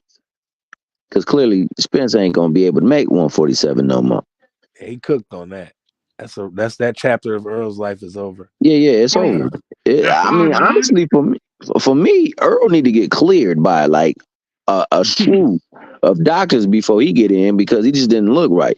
But that being the case, that nigga, if he want to campaign for like a 3-weight division higher than what he's champion at, then so be it. More power to him. But as far as the thing with Benavidez and Canelo, yeah, I think that should be the fight because that was what the Benavidez and Andre fight was supposed to be about. However, that nigga been calling somebody pussy and say he fight anybody, but he ain't trying to fight that nigga. And that nigga's in the same predicament that he is with Canelo. So I don't have no pass for him either. I like what he doing by going up and just going and fighting because F him. If he don't want to fight you, F him. Go fight somebody else. If Terrence really want to make some bread and he want to fight somebody, go fight Benavidez. Make the bread. You know what I'm saying? If you're going to fight Canelo, you can fight Benavidez. Same difference. You know what I'm saying? It's Mexican versus black. So you got two dynamics right there at play that will lend itself for some money. It will make Prize more fighter money is than racist, and prize fighter is a race fan because he roots for the black guy. That shit crazy. Man. That shit The crazy to problem people. with David Benavidez is that's a high risk and a high reward. And he like, hold up, I want the high reward, but I don't want the high risk to go with it. He want a low risk, high reward. That's what he wants at this point in time in his career. He don't want a high risk and a high reward. He want a low risk and a high reward. Now, if he gonna take a high risk and a high reward, it's gonna be the highest reward he can possibly get, and that's Canelo Alvarez. But why won't he fight Morrell, man? Why won't Benavidez fight Morrell? No, he fight him fighting Morrell. It's just like Bud fighting Boots. I think it's that right there. That part. But see, this is the thing. You know what's so funny? I'm gonna tell you something funny that blows my mind. They asked Oscar De La Hoya, they said, would you have fought Benavidez? He said, The moment he said my name, I would have whooped his head. So that's what I'm saying in boxing. We miss the real fighters, man, like Oscar De La Hoya, man, Floyd Mayweather. You know what, man? These guys are like a cesspool, man. They don't fight. All they But it's do is because the talk. business is corrupt, bro. Like they won't make this nigga fight because they get broke off with him having the belts. It's So more they I'm rather talking have about the corrupt than ever. It's personalities, more what I'm corrupt than saying. it ever been, bro. But I'm talking about the personalities are different, Tommy. What I'm saying, like, you Let me- couldn't talk that way. You couldn't talk trash to no Oscar De La Hoya, bro. You had to see him if you said something. BBO, you want to see a dead body? Wait till June 15th. You're gonna see a dead body. Morrell is gonna kill Boo Boo. He's gonna kill Boo Boo. Yeah, he gonna beat him with that. That's a No, Yeah, he about I to be the don't see sacrificial lamb. Boo Boo making it past 3. Yeah, he I about to be don't the. I believe don't know that. See, and that's the brilliance of Al right there. That whole card is the brilliance of Al right there. What else is on that card, T? It was some good fights. I forgot them jokes. Benavidez is on there fighting that dude. What's his name? Yeah, Olasek. You got Rayo fighting De Los Santos. Yeah, I mean De Los Santos rematch. The De Los Santos rematch. So you got two people that's on a collision course because that fool Morrell said, nigga, if you go up, I go up. I love that about him. So dog, if you go higher, I go higher. You want to stay here? Morrell, what you mean? Morrell say if he go up, if because he wants to fight Benavidez. Jason Benavidez, right? Yeah, he gonna chase him down. I'm gonna tell you like this: if he goes up to 175 and Benavidez don't fight him, Benavidez is the new Canelo. We gonna get on his ass too, D3. We gonna come up here and come up here and torch him. Because I'm telling you right now. Case, then. But I don't think David built like that. I think if David was in that situation, David would fight because he just seemed like that type of nigga to me, boy. He seemed like I'm gonna tell you like this: if he doesn't fight, but niggas change though. So now, what I will say is, if he's in line to fight the winner, I let him fight the winner. After that, sure. if David Morrell still wants to fight you, if after you lose, because I believe you're gonna lose.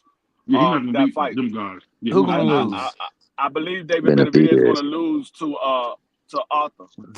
To who? Arthur, yeah. To better BF. Yeah, I think he's gonna lose to Benavidez. If David loses, you think Benavidez is gonna beat Better BF? Yeah, Better BF is getting old. He got a tough fight. We're coming up with Dimitri Bivol. Regardless if he wins, hold on. We don't know that. We don't know that until the fight happens. After that fight happens, we got to see what kind of fight it is. You know what I mean? Is it how much wear and tear? And then, David Benavidez is a young guy, man. He's not like he's 35, 36 years old. David Benavidez is a young boy. So, Arthur getting big, and it's time for the new, and the old's getting ready to get pushed out, and he's part of that old. I don't care if he's got all knockouts. David Benavidez will be in there and rumble that nigga. I don't agree with that. Right? When he get laid down like the Undertaker, I don't know that. I don't want to hear. It's all opinion. It's all opinionated. We don't know that, and I favorite Benavidez in that fight. I just said all I said was when he gets laid down like the Undertaker, I don't want to hear to say he was great. He won't, and I'll be like, yo, Better BF is nice at his age. That nigga's like the new Beehive if he go melt him. How old is Arthur Better BF? 38. All right. He's only 38, man. That ain't only 38. That's in the back end of your career in boxing, in the sport of boxing. Hold on. Floyd beat Canelo at 36. Man, he not Floyd, nigga. What's wrong with you? Yeah, I mean, the thing is, Arthur, he doesn't fight. That's cool, Josh. He's not a normal person. He's not a normal person. That man is different. That man is different. Like he doesn't train like a normal fighter. He doesn't look like a normal fighter when he's in that ring. That man looks like the Terminator. And that's it. Be free. That man ain't got testosterone in his system like a normal fighter too. That nigga got more testosterone in his system than them young bucks do. He got inordinate amounts of testosterone in his system. Hey man, that nigga. That man I didn't see him get hands put on him too. But he does. Josh Sanders, you ain't never lied, Mike.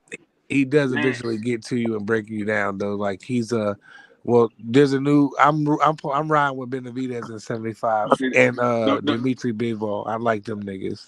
The problem is David Benavidez like to come straight forward, and so does Arthur. And you All right, well, somebody gonna get beat the fuck up then, free. No, that's I know, truth and right I there. just told you That's it's true. gonna be That's David true. Benavidez. You crazy? We don't know that. Yeah, yes, I do know that. You young boy, no, you don't. It's an opinion. Yes, I do. It's an He boxed opinion. before. And like I said, Arthur has better boxing ability than David Benavidez. He can box. We've Yeah, he really never can seen box. David Benavidez box. Never seen that man box. His defense got better though. His defense got better. A lot of his stuff has gotten better. A lot of his stuff has gotten. His defense looks great. But we gonna see, man. I mean, he go in there and take Boo Boo. Well, not just Boo Boo, but just progressively from when you look at the Gaucher fight until now, he's gotten better. He's gotten better with his situational movement. His movement, his feet are still garbage, but yeah, he has purpose with it now. Yeah, he's gotten better with his placement, going high, low, and setting shots up. I mean, he's thinking up in the ring a little bit better now. So I got to give him credit on that type stuff, bro. Have you ever seen a Mexican with good feet? It's expected of him because, like I told everybody, hell yeah, Ben Rodriguez.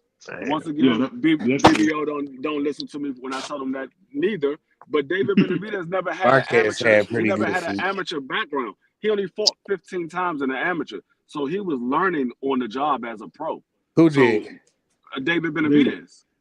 So he was learning on the job as a pro. He didn't have a extensive background. Arthur Beterbiev, on the other hand, that man has fought over 300 fights, and I think he only lost two. Was it two? It was two. It was something two. Like that. I know. He lost to Usyk twice. Yeah, he lost to Usyk twice. Fighting Boo Boo, Josh. Fighting Boo Boo. Andrade. It's me again. It's me again.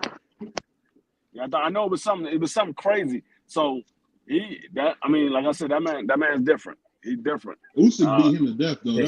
He's pretty good though, but he's really a fantastic fighter. He's an A level fighter. If he had waves in the beard, my man Pryor would be rooting for him. No, I rock with him though. I just don't think. I mean, that's the same thing everybody thought when George Foreman fought Michael Moore. And we saw what happened in that fight. I get what Pryor's saying though, man. That youth has been kicking ass lately. Yeah, I'm rocking with the youth. That's all. It's nothing against Arthur Beterbiev. I rock with him. He's a beast, yo. He just beast shit in there. He just come in there and just even like when Anthony Yarde was out boxing him, he stayed poised. He bit down and he went in there and got the job done, dog. You know what I mean? He got to, how to cut the ring off. Like he got a good IQ. He's an A fighter. Don't get me wrong. But I think Dimitri Bivol is going to just, I think he's just going to be better that night. And if he stopped Bivol, cool. I'm like, I wouldn't be surprised because he stops everybody. But I just feel like I always go against the boxer against like the superior boxer. That's just me though. You know what I'm saying? I go with them type of that style. You know what I'm saying? I think it always can get that brawl. Well, see, that's the thing about you, man. You're not consistent because you're the same dude that called what? You called Bevo kibbles and bits and all this other stuff. Because I only seen him fight one time and I wasn't really impressed with him, and he probably had a bad performance. I forgot who the fight was against, and he probably had a not so good performance. And then when I had to see the nigga in action again, I could be wrong, nigga. The same way you was wrong when you said Ryan was gonna knock Tank out. You was wrong, right? No, I was wrong only because Tank had a mole in his camp. All right, what? This nigga here, you was wrong because you picked the wrong Mickey Friggy, dog. Yeah, that nigga never was gonna knock out Tank. He never was gonna knock out Tank. Never ever in the history. What's your favorite? You know what? I won't say that. I will not say that because I never expected to see what happened to Earl happen. So I won't say that, no. Because that was like the episode of the Twilight Zone, bro. I wish that is to the cornfield for sure. Yeah, man. When me and Free was watching it, we were just silent. Yeah, man. Yeah, well, shout out to Doug Right Side. He was calling the fight.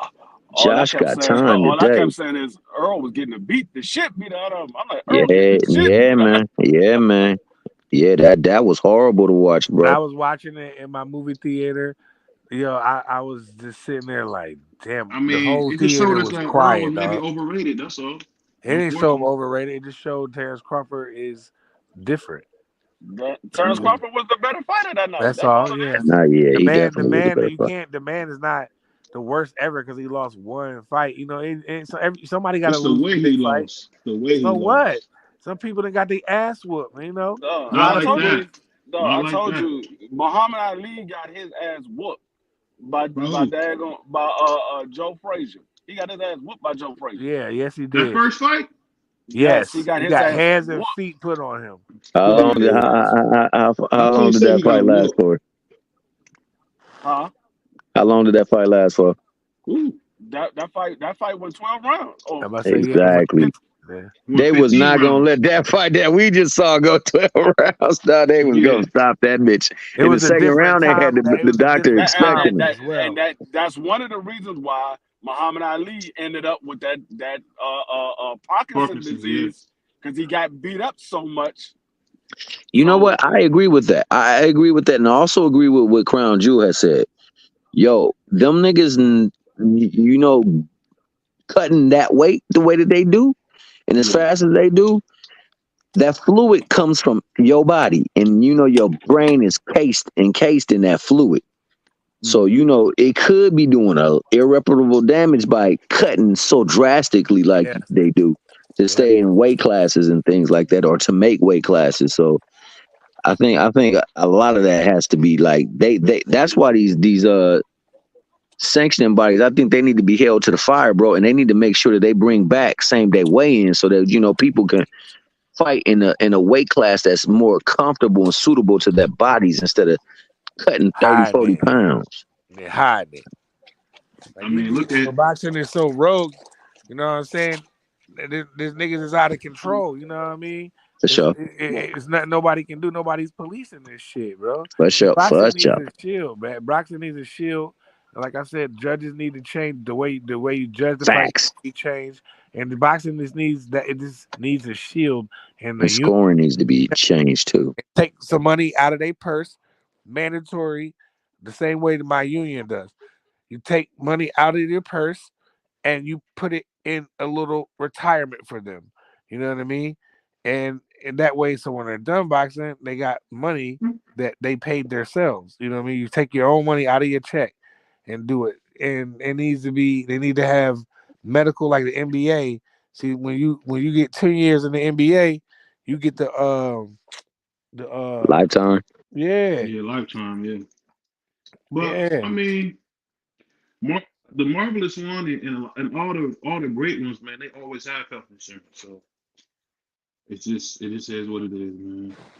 Shout out to Jake Paul because Jake Paul was just actually talking about how he got Amanda Serrano insurance. So, no, Jake Paul might get put to sleep. Yo, if Mike Tyson is serious, he's definitely getting his ass put to sleep. If that nigga on the table, I'm gonna be pissed as hell. I mean, they coming in there with headgear and stuff like that. I think. I don't give fudge. But he still might beat Jake Paul body up, though. I mean, Jake Paul might not be able to use the bathroom correctly for about a week. Yeah, because you know his body grind, his body game is wicked as hell, bro. That nigga be doing jump cups and smacking your ass. No, you saw how Roy Jones walked out of that daggone fight. That man was nigga had moving one arm. gingerly. He wasn't moving his arm.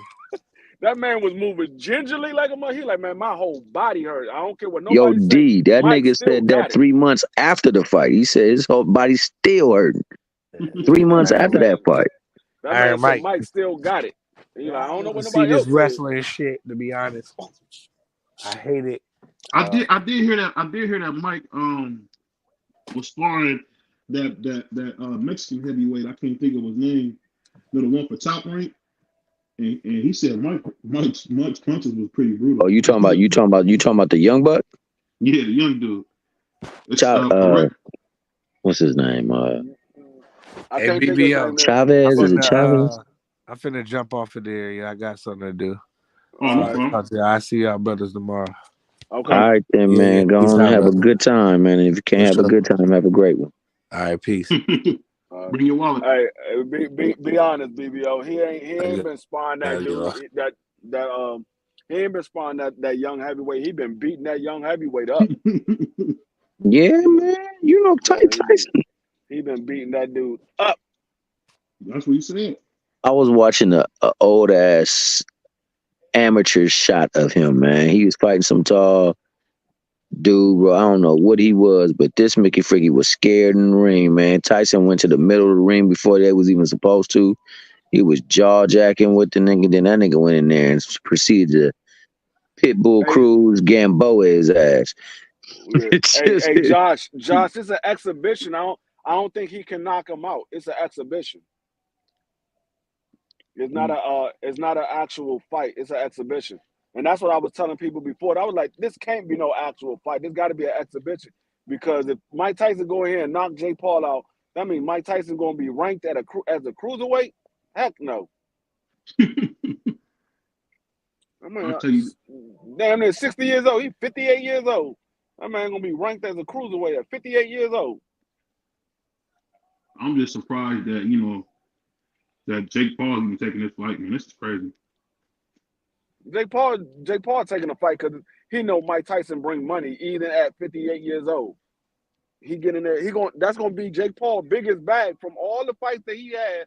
Mike Tyson gonna be his biggest bag that he get. People gonna pay to see that. They want to see Mike Tyson knock Jake Paul out. Man, I'm gonna tell you this, man. I done heard the most unwatching boxing people ask me about that fight. So, and a lot of people don't know that it's an exhibition. They think it's an actual fight. And so they want to see Mike Tyson go in there and knock Jake Paul out, but people don't know that it's an exhibition. This is an exhibition man, fight. after exhibition, the Mike Tyson I know don't play around. That's one dude that never played around. I want him to go up in there and, just like my man felt about him having to fight Ngannou. I want him to have that same freaking like disgust and disdain. Like, nigga, how dare you put this nigga in the ring with me? Yeah. Well, you want him to hurt? I mean, I don't want no more KSIs, no more whoever the hell they call themselves that's making bread, big bread, making more bread than some of these decorated fighters getting up in the ring. Speaking of that, I know you saw it, BBO. I sent it to you. Mm-hmm. Dog, they got this new daggone fight out now. They went from the daggone power slap. Now they in a ring pillow fighting. I said, dog, are you serious? I was like, dog, what the? You can get hurt in a pillow fight. Hell, what the pillow fighting, dog? These niggas was really in there pillow fighting. They had pillows and swinging the hell out of these damn pillows. Yeah, that just don't make no damn sense, bro. Don't make no sense whatsoever. I said, dog, these niggas do anything for some money. I'm like, dog, I'm about to get into this goddamn pillow fight. I'm about to throw a couple of bricks in here. I'm gonna knock a couple of these niggas out. I'm about to get into this damn pillow fighting. I'm like, pillow fighting, dog, for real? Are you serious? Y'all out here pillow fighting? I sent that joint to everybody I could think of that was on my daggone Instagram. I'm like, I gotta send this joint out, dog. This joint is ridiculous. These niggas out here pillow fighting. But the sad thing about it is, other than this like sideshow stuff, it's not much to talk about in boxing, man. That's the sad part, man. I mean, say what we want, Al Heyman, and Al Heyman's the only one really giving us a big fight, man. But it's March, man. We still ain't had no big fight. No, like everybody kept saying, oh, I want to see what the PBC. No, the PBC is still putting on big fights. Even with the whole Tim Tszyu and Keith Thurman. Yeah, it's not a fight that nobody wanted to see, but you got Rolly versus Pitbull. I forgot who else was on that card. It was a couple of other people that was on there that I was like, oh, that's a decent fight. They still was putting on a good card. It wasn't the greatest card, but then you turn around right after that, the next big fight that they have is Tank Davis versus Frank Martin. And then you got David Benavidez fighting the light heavyweight fighter that only been beat by Arthur. And then you got David Morrell fighting Boo Boo Andrade on the undercard on that fight. I'm like, dog, all right, y'all keep thinking PBC about to go broke. PBC about to show y'all this is how you make a card. This is how you make a card.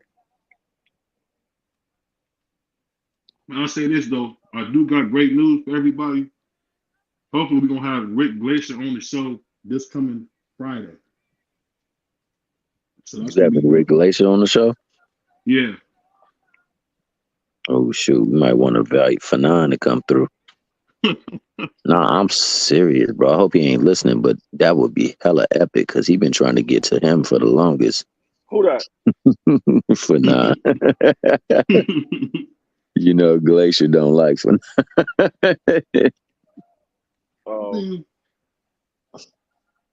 Whenever you watch the Nine show, the thing that always made me laugh is that he got enough shows to worry about like the Ray Davises and all them guys.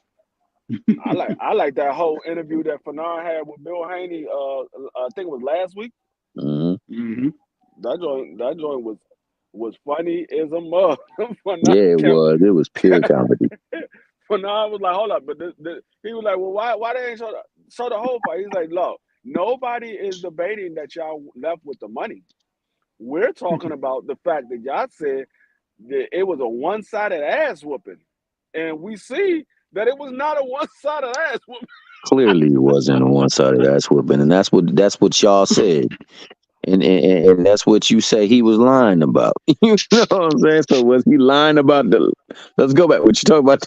He said, "Oh, maybe you were talking about right here, right here." He was like, "Where did the boom happen?" Oh, let me go to the boom. Here go the boom. Like my man was telling him. But see, this is the thing, though, man. This is the thing. Like, you never seen a sparring video turn the whole goddamn YouTube community upside down. That ish had niggas over there trying to diagnose, trying to prove how that ish was chopped and this and that. That's why I said D. That's why I was really talking to you because I know you rational with it. I'm like, yo, what happens if this nigga Ryan is coked up? But see, the thing He's all high. this is the problem that I have with the Devin Haney fans. We would not be talking about this sparring footage if y'all wasn't the ones that brought up the sparring. Y'all brought up the sparring. Tank ain't never said nothing. Tank could have said, yeah, he got out on me. Well, he won the second sparring match. I quit. He won the second sparring match. But here's the first sparring match. This is what I made his fight. Will pull him out the ring. Tank has never said nothing about none of them until he was asked a question about it. Tank ain't never said nothing about the sparring matchup. Tank said it was good work, though. That's all Tank ever said. He said he never disparaged him not one time. Like, that's why I say, dog, I don't understand how niggas hate Tank, but he be like the coolest nigga you ever know, dog. You know you got a friend in this nigga because he not gonna run his mouth. He not gonna talk about it. Ain't got nothing to do with him. And even if it is, was the one that asked him about the sparring match. He said, no, he didn't get the best of me. He said he did not get the best of me. And he could think he didn't get the best of him. Yeah, I stopped. I didn't want to fight no more. So he got paid. I didn't want to fight no more. He got paid. That's the reason why he got paid. Because Tank didn't want to fight no more. He was done. He said, no, I don't want to fight no more. I'm good. So he got paid because it's either whoever gets knocked out or whoever quits. That's how you lose the match. Yeah, for sure. No, that's a fact. That's a fact. Let me paint this picture real quick. First, let me say this, bro. I think that's the reason why I said what I said about Ryan being called coked up and high and drunk and irrational out of his mind. If Ryan takes that ring and knocks that nigga out, the effect is going to be great for the fall that is them, dog, because of all the stuff that people saying and doing. If that sparring video did that to them. Now, this is what I really want to say. If let me say it this way, like if D Free, I know you whoops mad ass, dog, and there's this other dude named BVO. He the hot young thing coming up, and I'll be like, hey, yo, dog, you my dog, man. You know, I know you've been over there messing with these yamps and drinking and whatnot and smoking some stuff, dog, but I want you to go over here and whoop this nigga ass for me. Like, you got me? Knowing the kind of dude you are, you be like, man, hell yeah, I got you, dog. Like, I need you to ride on this nigga. Like, I need you to beat his ass or ain't nothing. So then when you go over there and you start beating his ass, the nigga, me, come in the ring and say, yo, chill. How you gonna feel in that moment, dog? I'm the nigga that's stopping you. Not the other nigga people, but me. And I done asked you, I done pretty much sick you on his ass. You gonna be feeling like continuing, or you gonna be, man, I'm done with this shit. He was done. Right. I'm gonna be done because I was about to finish this dude and you jumped in the ring and stopped it. Now my momentum is done. I'm tired because what people fail to realize is when you got that adrenaline pumping, you're not thinking about the fact that you're tired. You like, okay, I got him on the ropes. I'm about to get him out of here. Get his And then ass up out of here. somebody stop it and say, ho. Now you got to get your adrenaline pumping back up again. You got to get it pumping back up again. By then, you're like, okay, I'm done. We saw and you that realize how tired you really is, huh? Right. We saw that with Daniel Dubois versus Usyk. Daniel Dubois had Usyk done. Yeah. The daggone referee made that match take a whole 5 minutes. Facts. After that, Daniel Dubois was finished after that. He was finished. That's the same thing happened with Joshua. That's the same thing happened with Joshua. That is so freaking fact. But that's what I was saying, dog. You know that nigga can't when it started, that nigga didn't have the same fervor.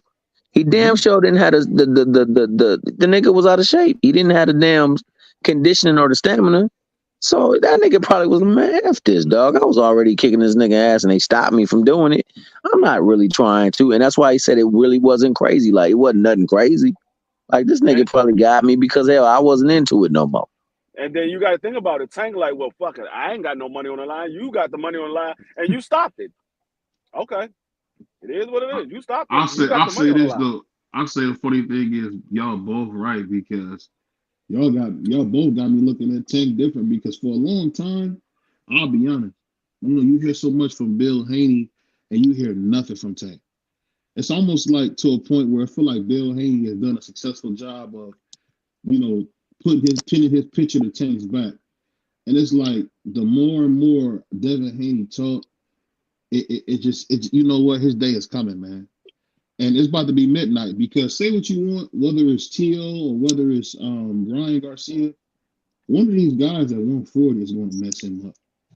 His day is coming, bro, because people got to realize that Devin is pretty limited because Regis wanted to go home. Regis wanted to get out of there. And the fact that he couldn't stop a dude who wanted to go home and wanted to get out of there, I don't know if you guys remember that fight. Regis was begging to get knocked out. And somehow Devin Haney didn't do it.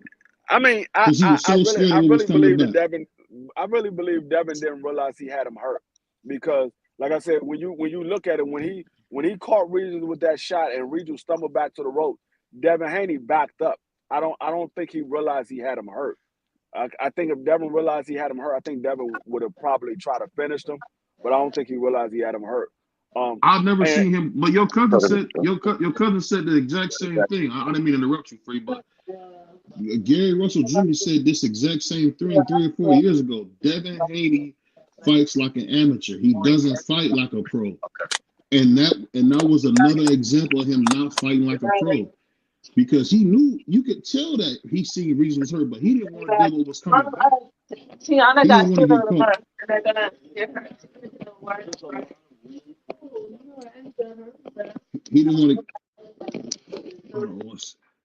Can you hear me, Tom and Free?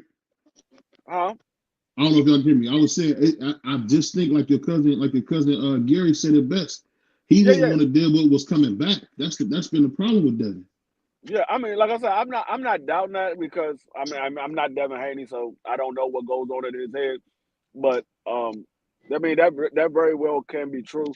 I think at some point Devin Haney is going to get beat because he takes too many shots, and it just takes the right person to land the right shot, and it's going to be current. We saw Linares rock him, and we saw Loma rock him. But I don't think neither one of them have the killer instinct of somebody like a Tank Davis. I think if Tank Davis rock you, Tank Davis going in for the kill. He's not going to give up. He's not going to let you off the ropes. He gets you rocked. We saw what happened when he rocked Ryan. Ryan took that step back. Tank Davis was like, yeah, and Ryan took that knee. He was like, you're not hitting me again. I'm down. I'm down. So, but remember that body shot that Tank took? People forget. Like, he took some shots to get that one. He get in there with somebody like a Boots Ennis. Boots Ennis is going to rock Devin. At some point, he's going to rock. You're not going to do Boots like you did Regis. Boots is nowhere near the fighter of Regis is nowhere near the fighter of a Boots Ennis. Boots Ennis got footwork, he got defense, he got hand speed, and he got power. You're not doing what you did to Regis. You're not doing that to Boots. You're not going to out jab Boots. You're not going to outwork Boots. Boots got the longer reach.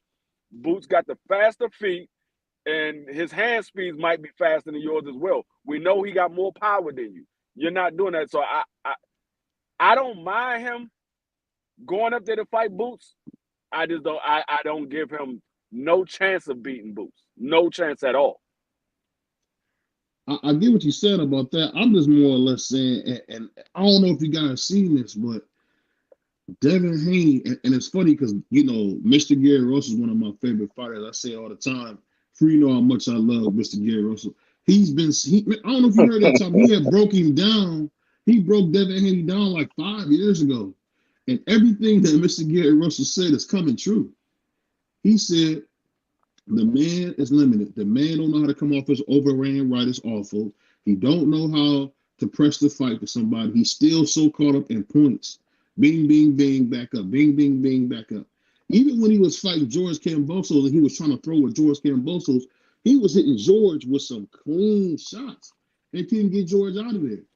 And we seen, what's so funny about that? We seen George Kambosos, man, lose to Maxie Hughes. So I'm trying to tell you, man, I don't think people understand. It's midnight. Cinderella needs to come home. The glass slipper's about to fall off. The cherry's about to turn into a pumpkin because I think Devin Haney is who I always thought he was.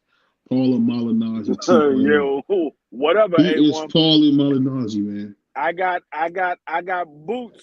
I got $100 on Boots if they ever fight. I got $100 on Boots. He told us to stop capping. Devin sleeping Boots in 4. Okay, Devin gonna be sleeping by Boots in 4. What you think, Tom? Man, you've been quiet on this. That bill. What you try to make? What you think about that, man? Is it about to be midnight for Devin? Because I just see like Devin's time coming to an end real soon. Am I overstating that? What you think? I don't think that's a fight he even tries to make, to be honest with you. But if they do line up in the ring, I don't see Boots. I don't see Devin lasting past 5 rounds. He said, I'm so confident in Devin beating Boots and sleeping Boots. I'm willing to bet $100 of BVO money on anybody.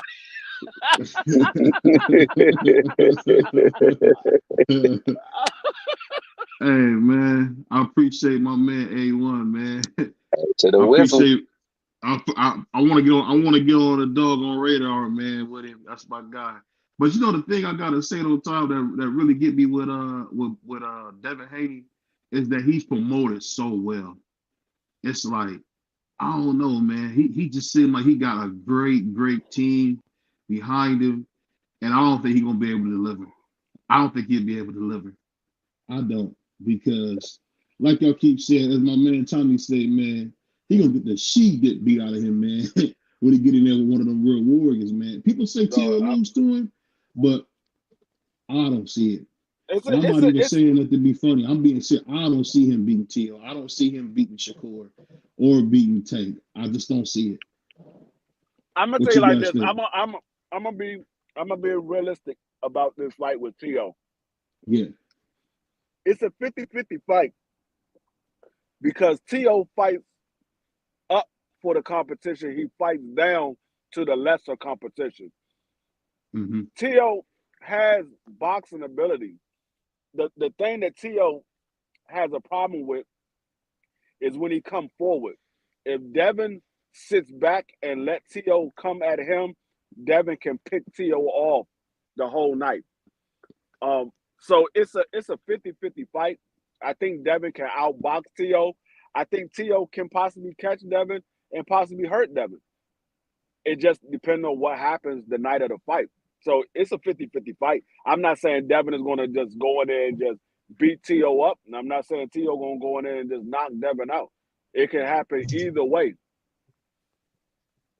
I think for T.O., though, T.O. definitely would have to have somebody come into his corner to help devise a plan against what Devin's going to do and how Devin usually fights, because he hasn't been great against fighters that fight similarly to Devin. Well, who you think can help him in his corner? Who you think would be a good candidate to help him in his corner? I think he need to get Zab father back in his corner. Exactly. If he gets Zab father back in his corner, I think Devin can possibly beat anybody. Yeah, but I don't think Bill will let Yoel do it because Yoel did terrific in that second fight with Devin. I think he kind of took back over with the Loma fight, and the Loma fight was harder than it had to be. I think Bill have a hard time giving up that credit because Yoel Judah really had. If you think about it, Devin was like his godfather for a little bit, really trying to throw hands. We had never really seen Devin do that before. Like he was really trying to take the fight to Kambosos. Like it was just like whoa. But I don't know. I tell you the thing with Tio is Tio's biggest problem is going to be his father. But I don't know if you guys seen it. But see, Tio won an ugly fight. But you know what? You got to win some ugly ones, man. You got to win some ugly ones because that's the cool thing. Is even when you have a bad performance and you still win, that's what it's all about. I mean, because yeah, go ahead. Yeah. If Ryan wins this fight, he got a new underwear deal. He got to win this fight though. For sure. And like I said, man, I mean, Devin do too many things that put him right where his strong suit is. So that's why I say it's not beyond reach that, he go up in there. He is right and sound in mind. He go in there and your boy, thinking he coked up and whatever the case may be. You try to press hard or reach or whatever the case may be and just leave himself exposed. He getting hit with that animation that nigga Just Do be playing on his own channel at the end of the show. It'll be yeah.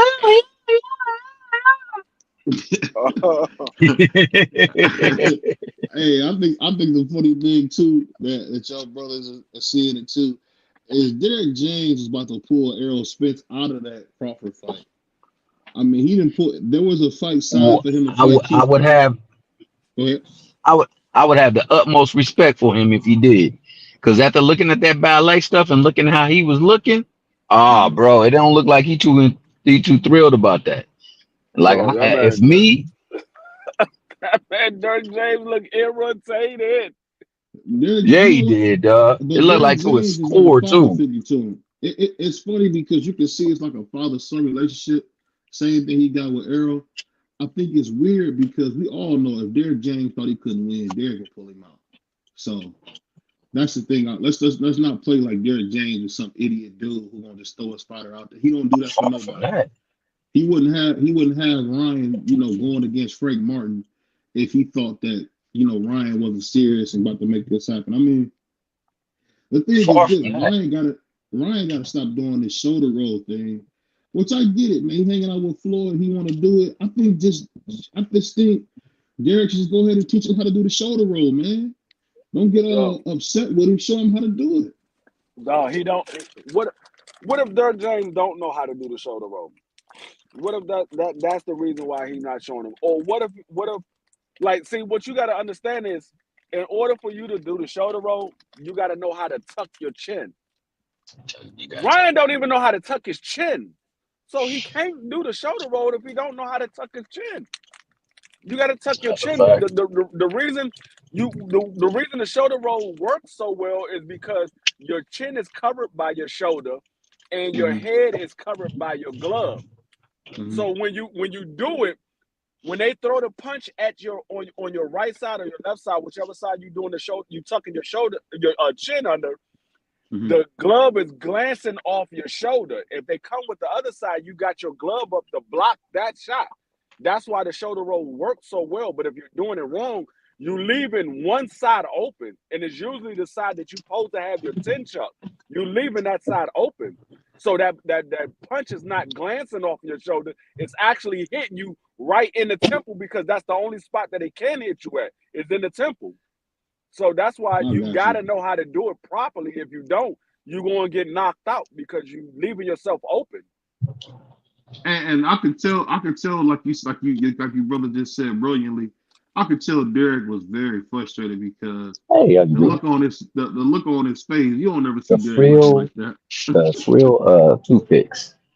Stay over this way, right? Okay, He got just you. he just was. I don't know when I think about Derrick James' face. Watching Ryan, he just looked like, man, what is this dude doing? And you know what's Right. funny? You was right, Free. I didn't know this. I looked it up, but you was right. Errol Spence and Derrick James was cussing him out about that. So I thought you was joking around, but I guess Spence and Derrick both was like, "What the hell did you doing? We didn't work on this." So Yeah. I didn't know Ryan had just went rogue doing that. I don't know. I know that man Derrick James was looking at him. It looked like I could read what was about to come out of his mouth. That's why they turned the camera off, because he looked like he was about to say, "Nigga, stop this shit. I don't want to see you do that shit no more. Stop doing it." Hey, I've never heard Derrick James scream like that. He never screamed with Errol like that. Not even Jamel when Jamel was blowing the fight. I mean, he was pissed. You know what? I don't think people understand. Derrick James has been great for Ryan Garcia. I don't know if you guys think that like I do, but I think Ryan Garcia has found a home. He found what he was looking for, that brotherhood. And shout out to Errol Spence, man, for, sharing his trainer with everybody, man, not being a corny dude like, no, y'all can't deal with my trainer.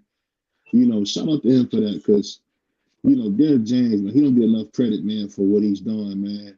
He took 2 hard losses, but, hey, it is what it is, man. But I love how he's pouring into Ryan and got Ryan looking like a fighter again, because I think something Marky Dan said is very true. Ryan kind of lost a lot of room when he took that time off in 2020, and he's still trying to catch up, because those other guys really took a step. They took another step. People don't realize Shakur is a 3-division champion, a true 3-division champion, not no Mickey Mouse, straight up real division champion. So I don't know. Yeah, and another thing is,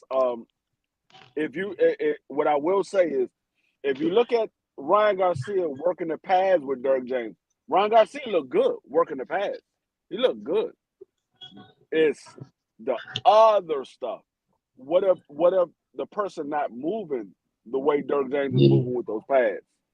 Yeah. What if somebody moving opposite of what Derrick James is doing? How you going to look? Now it looks good when you know where you're supposed to be punching at. But what happens when you gotta just go off script? That's where the fight happens, and the amateur comes out. He starts to revert back to what he used to doing, because he got to go off script. Now, if he can stay on script, he probably have a chance, and he probably going to do well. But if he got to go off script, that's where we're going to have the problem at. You had nobody up in here. You're doing really well. He did really good, Free. I thought against Oscar Delorme, because Derrick had a really good plan with throwing the right hand, throwing the jab. I had never seen Ryan fight like that, to be totally honest. And then he knocked him out. So Derrick James, man, if Ryan can listen, because he flat out didn't listen to Joe Goosen at all. But if he can listen, we talking about maybe one of the best fighters in boxing, man. Because he got all the tools, man. He got all the tools. He fought 24 times, 20 knockouts, 1 loss to Tank. And like my man Mr. Hill said it best, man. When he beats Devin, dude, it's gonna be. He might be the face of boxing, Free. Because let's be honest, he got the skin color. If he beat Devin, yeah, if he beat Devin, he might become the face of boxing, man. No, hell no. He's popular. He is super popular, Free. No, how can he become the face of boxing by beating Devin when you lost to the face of boxing, or who everybody consider the face of boxing now? You lost to that guy. You got stopped by that guy. You quit by that guy. But you beat Devin, somebody that a lot of people believe lose to Tank as well. I think race plays a lot more into that than you probably would want to admit. I think the fact that Ryan is considered a white Mexican, an Americanized Mexican, and he has like 5 million followers and a Gatorade deal, I know they can push him to the next level. In order for away, man. He's a button away. No, in order for him to be the face of boxing, in order for that to be true, for him to become the face of boxing by beating Devin, one, their fight, their gate got to do more than what Tank and Ryan did. Two, their pay-per-view has to do more than what Tank and Ryan did. Then you can have an argument. Okay, well, shit, he did 1.2 with Tank. Now he did more than 1.2 with Devin. So maybe it was Ryan who the fans was coming to see, because we all know that Devin just did 150 with Loma, and I believe they said 135 with Ryan with Regis.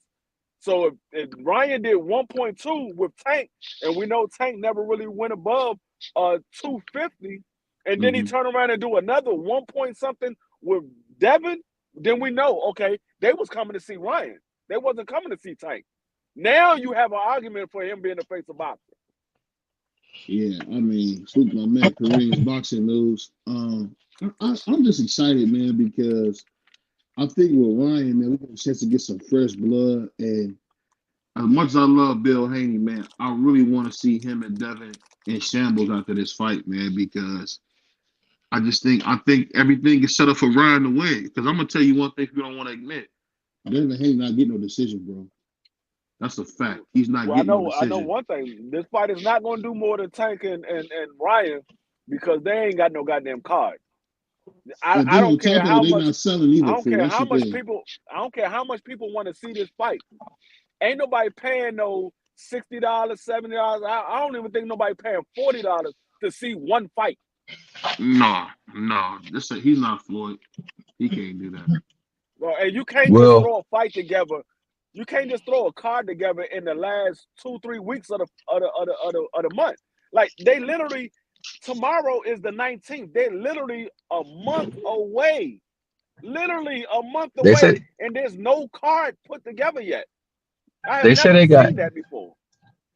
They say they got Devin and Chico on there. They got Barbosa, and I forgot what was somebody else that they said they had on there too.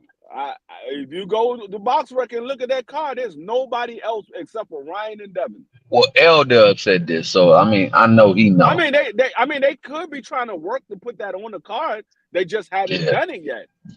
Yeah, no, I got what you're saying. I get what you're saying. That's the most thing that scares me off on it too, because you just can't promote that fight, especially that fight, because you have Ryan. Ryan is something that can sell, but Ryan also throwing a lot of people off with the things that he's doing to sell the fight. Yeah. So, it's going to be tough to do it on Dev's star power, and that's no shade to Dev. He just ain't the star. And you gotta let people know who's on the card, so people say, "Oh, I know who that fight is. I want to see him fight." You find out a week before the fight, or 2 weeks before the fight. Ain't nobody like, okay, well, they should have told me this a while ago. I could have made plans to go to the fight or whatever. I got plans to do other things now. I don't know why they don't put your boy on there. He only fought one round. Yeah. Your boy, freaking Ortiz. I'm trying to figure out. I don't understand why Ortiz ain't on. I'm trying to figure out why they don't have Jose Ramirez. They just signed him. Why he's not on the card? You should have him on the card. He fights at 140. That could possibly be a fight in the future for Ryan or Devin. It could possibly be their next fight.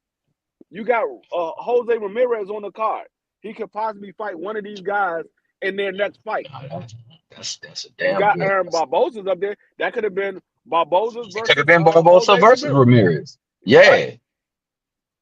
Yeah, that would be a good fight. That'd have been a hell of a fight. That'd be a good fight. I mean, like I said, it's literally a month away, and they still don't have a card put together. That shit is mind-boggling. Yeah, that is mind-boggling. I ain't gonna lie to you. Hey, but like you said, what's going on, Dub? Mr. Respectfully in the house. Hey man, I'm just playing my role tonight, man. I ain't got no smoke. I come with love and respect. Shout out to all my family on the panel, man. Much love and respect, y'all. Who you got winning, Tank or Frank, man? I gotta go with Tank, man. I gotta go with Tank. I think Frank gonna make it a tough fight, but Tank gonna win that fight, and I think this is gonna be one of those opportunities Tank has to show, because one of the things I'm always critical, he don't always show different levels. He don't always show different levels. There are certain things he can do against lesser skilled fighters, you know what I'm saying, and still have a lot of success. Well, in this fight, technically he's the smaller fighter, quote unquote. Um, Although I think he's the bigger puncher, I think he has the better boxing skills. And so the thing is southpaw against southpaw. Tank ain't gonna be able to come in there and paw that jab down like he like to do. So it's gonna be he gonna have to make some adjustments. But at the end of the day, man, Tank Davis is the goods. He's the goods, and I mean, I'm just being honest about the fight. I see a stoppage. I think Tank stop him in about the 10th round. 9th, 10th round, I got a Tank stoppage. Yep. Yeah. That sounds about right. I really want to put some money on Frank Martin, man. Put some money on him, baby. Hey, you know I'll You take the good bet, for it? BVO. Hey, you know if anybody gonna take the bet, I'm gonna take the bet and send you your money. You know No, I'm going to. I see. The thing is, I've been on a super hot streak with smacking Dub in the head on the bench, but I don't want to give him an easy win. I think Tank might win. I'm thinking about betting 100 on Frank, but I'm like, nah, Frank might get shot. You can bet Frank go the distance. You know Dub will My take man it. said he said he gonna get knocked out. You can bet You him know going Dub. the distance. Hey, you know Dub will take it. You would take him going the distance? I'll take the distance. Dang, but I don't know. Obviously, I didn't watch Frank a few times. I want to see him winning this fight. I don't want to lose this one. I feel like you might win this one, man. It's like that Tio Ortiz fight had me scared. I was over there sweating. And it's so crazy. The majority of the people think you lost that bet. Although you won the bet, and I ain't taking nothing from you. I ain't taking nothing from you. I paid you your money. You won the bet. No, you definitely won the bet. That nigga lost the fight. That's Hold on. Say that one more time, Thomas. Say that one. BVO definitely won the bet, but that nigga Ortiz won the fight. You know, so Tio lost that fight. I'm sorry. Hey, guess what's so crazy? I'll take that. I'll take that right there. What you just said, I'll take that. Because that means that even though I lost the money, I ain't got no problem. Hey. But I picked correctly. And what the people seen is what I thought was gonna happen. I'll take it. I'll take it every day. And then times too. I'm gonna tell you what Dub said. Dub said, that nigga BVO ain't get the best of me. He did not get the best of me. Did he tell you I cracked him? Did he tell you that? I bet you he ain't tell you I cracked him. Hey, free. I'm cracking like a motherfucker out here. I'm cracking, man. I'm cracking. A nigga think they winning out here. No, it ain't over yet. It ain't over yet. It ain't over. Yeah, he got the money. He got the money, but did he tell you I cracked him? Hey, I'll tell you a funny story. One time, boxing podcast. But if I had made that bet, nigga, I'd have sent you your money back, dog. That I couldn't. In good faith, real niggas will do it that way. That's how real niggas will do it. No. My bad. Hold on. Let me rephrase it. No. BBO a real nigga. No, my bad. Hold on. My bad. My bad. No. BBO a real nigga. BBO my partner. No. I got love for BBO. I ain't. My bad. Let me rephrase it. Well, my grandmother said, you said what you said, man. Oh, man. I ain't mean it like that, BB. You know I got love for you. But nah, man. But nah. I mean, that was a close fight, bro. I honestly thought that your boy Ortiz definitely won the fight, but it was a close fight. It was no way, shape, or form what Maxie Hughes got done to him in Cambosa's fight, dog. That was way worse. That was way worse. That right there, oh man. I will say this real quick, Doug. When I see when they said 117, 112, I said, oh, they about to steal it from Ortiz. Yes. When I seen that, and I ain't gonna lie to you, when I heard 117, 112, I said, oh, they about to rob. They about to rob. Yeah, no way that was a And I felt 117, good. 112. I felt good after that because I knew, like, I'm like, what rounds were you watching that nigga won that many rounds, though? That was crazy. He was kind of embarrassing, T.O., because I hate to admit it, but Doug, I'm gonna tell you what that was. Happened. That was just like the Shakur Stevenson versus De Los Santos. They was like, you know what? We believe you might have won, but I don't think you did enough to win. Mm-hmm. That's exactly what it was. This is my whole problem with it. Everything I said that was gonna happen in the fight, I said happened. Yeah, he called the fight. It definitely happened that way. And that's why. Go ahead. No, go ahead. And that's my thing. I'm sitting here like, bro, I'm watching this, man. We understand who does what and how the fight gonna play out, and it's playing out this way. I'm like, man, ain't no way to judge. I'm scoring the fight, anyways. Who am I? You know what's so funny? This thing that's so funny, Free, because you wasn't there that day. Hey, Free and Tommy, I mean, the whole chat was like, oh, BVO, you lost, pay the man. And then it took forever for that decision to come. See, as soon as it takes forever for that decision to come, you know they on the tape. And when I heard 117, 112, that was the first one they announced. I said, oh, they stole it from me. My whole thing is it should never take that long for them to have the scorecard. You write down the score for each round once the round is over. Right. All you have to do is after you write down the round, you can add up the score for each round right there on the side. You can say, okay, he won that round. I got it 18-20. Okay, he won that round. I got it 29 to 28. Hey, D Free, get what? They shouldn't even let that happen. Get what they should do. Hey, after you done scored the last round, sign your card, turn it in, we'll add the scores up. That too. I mean, you can do that too. I was sick though, man. When I seen them take that time, I was getting sick. I was like, oh, they about to give his brother the title. I'm about to advocate and put out a petition to the Boxing Association. We about to have daggone live scoring. We about to see the scores after every round live. And that's how it should be. I want everybody to know what the score is. So they be like, oh, he lost that round? Okay, hold on. What the fuck you mean he lost that round? That man got knocked like that. The Tank Davis fight. Ryan got knocked down in the Tank Davis fight in the second round. They scored that a 10-10 fight, a 10-10 round. There's no way in the world that was a 10-10 round. Ryan didn't do nothing that round. The only thing that really happened in that round was Ryan got knocked down. So that's clearly a 10-8 round. I mean, it was a 10-8 round, but Ryan was letting his hands go. So that's the thing that I think y'all don't be taking into consideration. I think the books is cooked because if you think about it, even if you say Ryan got knocked down and Ryan, even if you think Ryan won that round, at best it should have been a 9-9 round. It should have been a 9-9, not 10-10. We're gonna have to. Yeah, we're gonna have to. I'm listening. My bad, fella.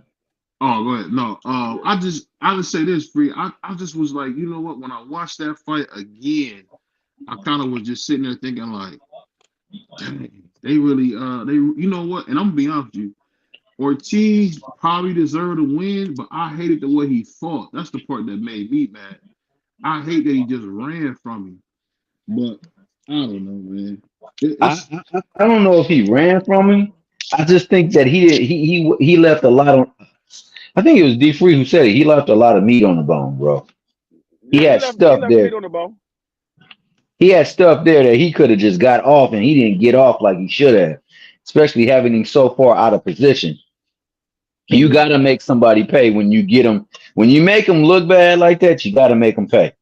I think what it was when it came to Ortiz, Like Ortiz usually gas out towards the end of the fight, and I think he was trying to preserve his energy, so he wasn't doing the extra that he should have been doing to win those earlier rounds the way he should have won those earlier rounds. So that I think that might have played a part in it, because if you look at the Loma fight, Ortiz was outboxing Loma the first half of that fight. He started gassing out the second half of the fight, and that's what Ortiz do. He tends to gas out in the second half, and I think he was trying to preserve it because he knew that Tio was a big puncher, and he didn't want to leave himself open because he was gassed out. So I'm glad you said that. Just so it just been announced that Stevenson Sugar Shakur is gonna fight Zepeda next July 6th. Well, That's what's up. Zepeda is number one in all of the sanctioning bodies. Oh, that's what's up. Shoot, he got to get a fight somewhere. He's ranked number one in all of the sanctioning bodies. It's official though now. It's gonna be Sugar Shakur versus Zepeda July 6th. So that's a damn good fight. Shakur gonna mop him, but it's a damn good fight though. Especially after the way he just looked. The question Hell is, no. the question is Shakur gonna knock him though? That man throw 100 punches per round. Yeah, that's what that see. To me, that's what I love.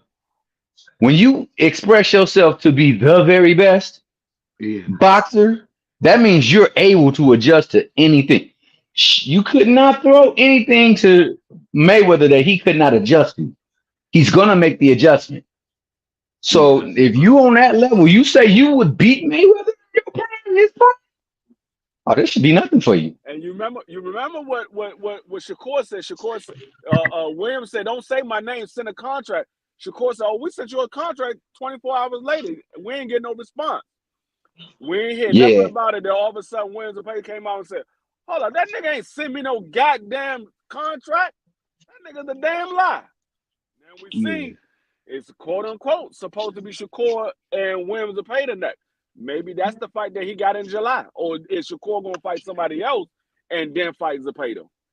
No, it's fighting in stone. Another fight I don't know if you guys know Virgil Ortiz is gonna fight Jose Ramirez April 27th. So I just got some text. So I don't know if you guys know about those two fights, but Shakur the 6th. Then it's gonna be Jose Ramirez versus Virgil Ortiz, man, April 27th at 54. So we got some big fights going, man, and I'm excited about this. Didn't we just say that? What? Jose Ramirez. Yeah, we just said that about him. Yeah, I just said why he's not on this damn card. Yeah, he's fighting April 27th with Virgil. That's probably why. Why would you put him on that April 27th instead of putting him on that April 20th? I don't know. You put him on a week later? Yeah, that's stupid. When you think about that, it's pretty stupid.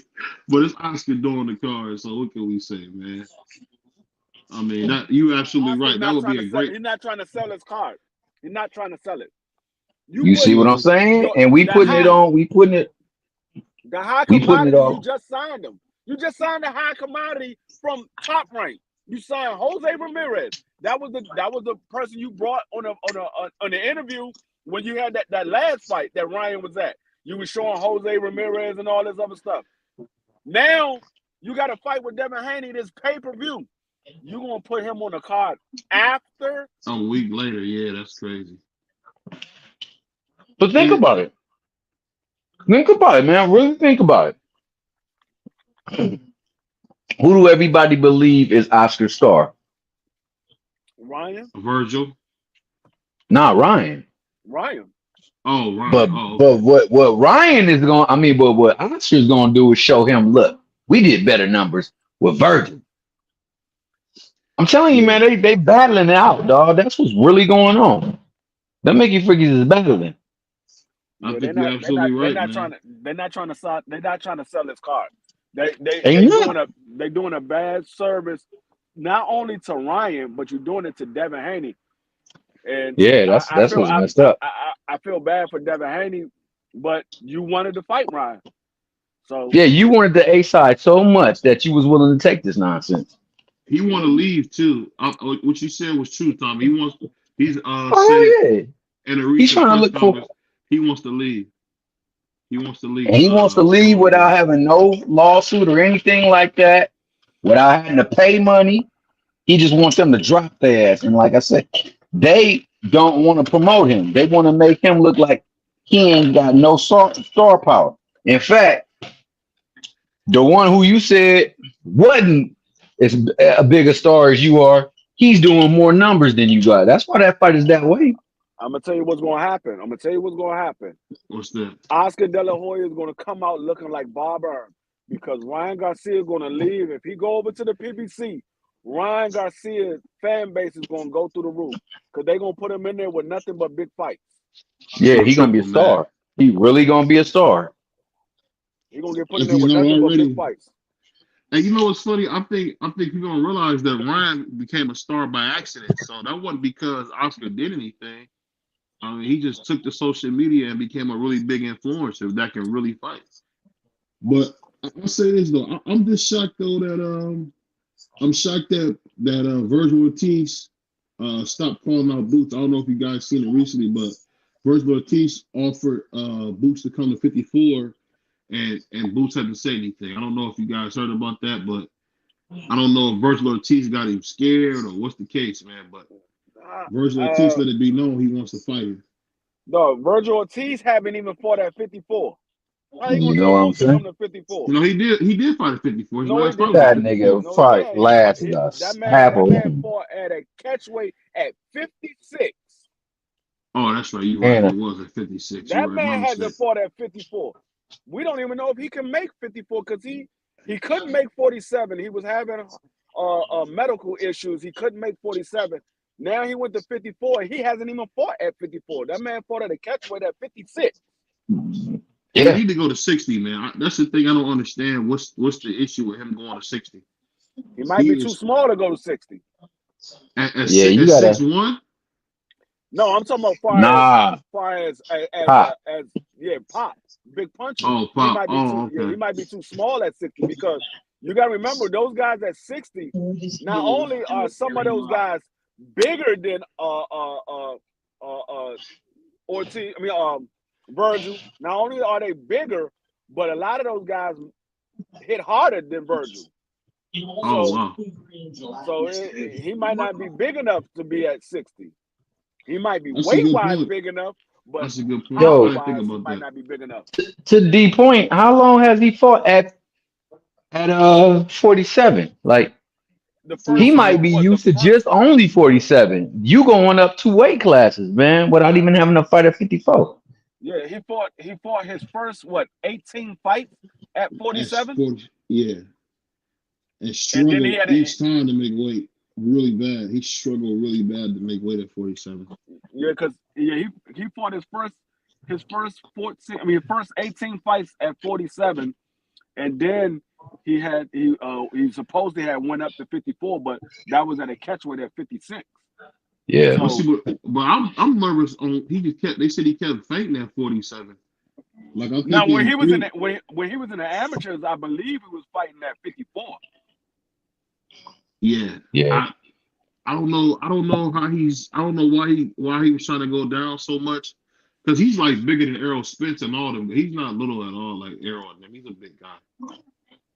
I mean, I don't know. Yeah, I'm about to see right now. I'm about to look him up right now, Virgil Ortiz, and see what was his weight that he fought at. Virgil.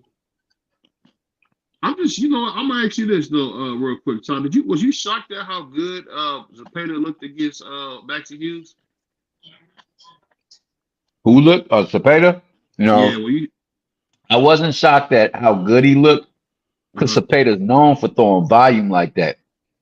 I just was shocked that he got him out of there so quick.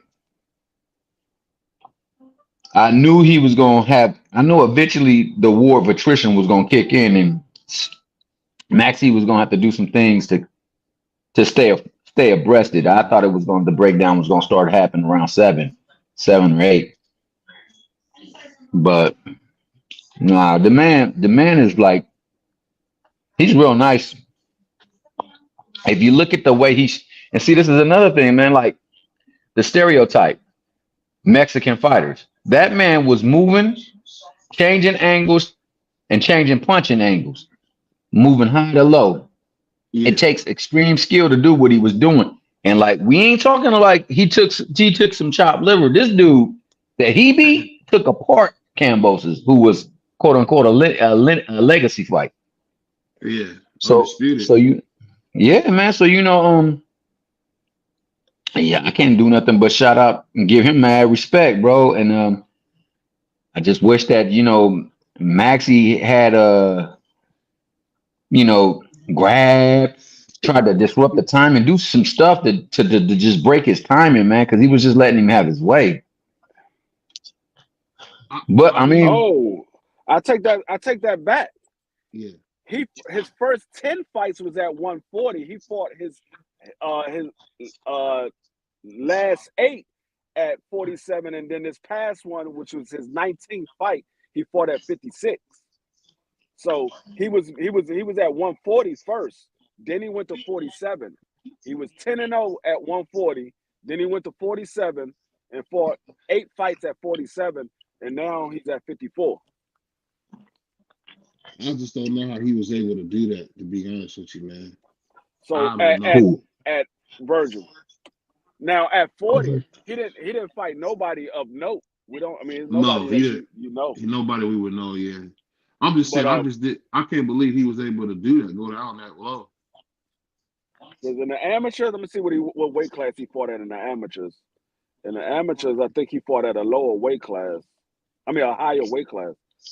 In the amateurs, he fought at... I wouldn't be shocked because I know that's what Spence did. Hold up. This can't be true. What did it say at 170? No, that's not true. That literally cannot be true. What did it say? Dog, this man, his last fight in the amateurs, guess who he fought? Yeah, just take a wild guess. I guarantee y'all would never guess it. His very last fight as an amateur. Terrence Crawford? Nope. Earl Spence? Nope. Boots? Getting close though. Boots Ennis? No. Gary Russell? Thurman? His last fight in the amateurs was Frank the Ghost Martin. Wow. And Frank is super tiny. That's crazy. That was his last fight in the amateurs, and he lost. Wow. He lost to a split decision against Frank the Ghost Martin. Hold on, let me make sure I saw that right. No, you saw that right, because I remember they was celebrating how Frank took a fight and left late, but was going in there taking people out. Yeah, he lost. It was a split decision. He lost to Frank the Ghost Martin. Dang. It's tough to beat them slick black fighters, man. I'll tell you that, man. People don't understand that. I mean, just because they boring, it's hard to beat them, man. That man lost to Frank the Ghost Martin, and you think Boots is scared of him? Hell no, Boots ain't scared of that dude. You know what's funny? I feel like Boots gonna get Andre Ward. They ain't gonna do the Andre Ward. They're gonna make him have to move up to get a good fight. Because I don't see nobody fighting him at 47, nor should they. I mean, that's what I was gonna go with when we were talking about it. Like, there's no work really for him there at 47. No. And I know he wants big fights. All the fights are ahead of him in the next 5 years. So yeah. Yeah. So I would go ahead, D. No, I was just gonna say I don't know. Like Boots, they say he's supposed to be fighting Crowdy. Yeah.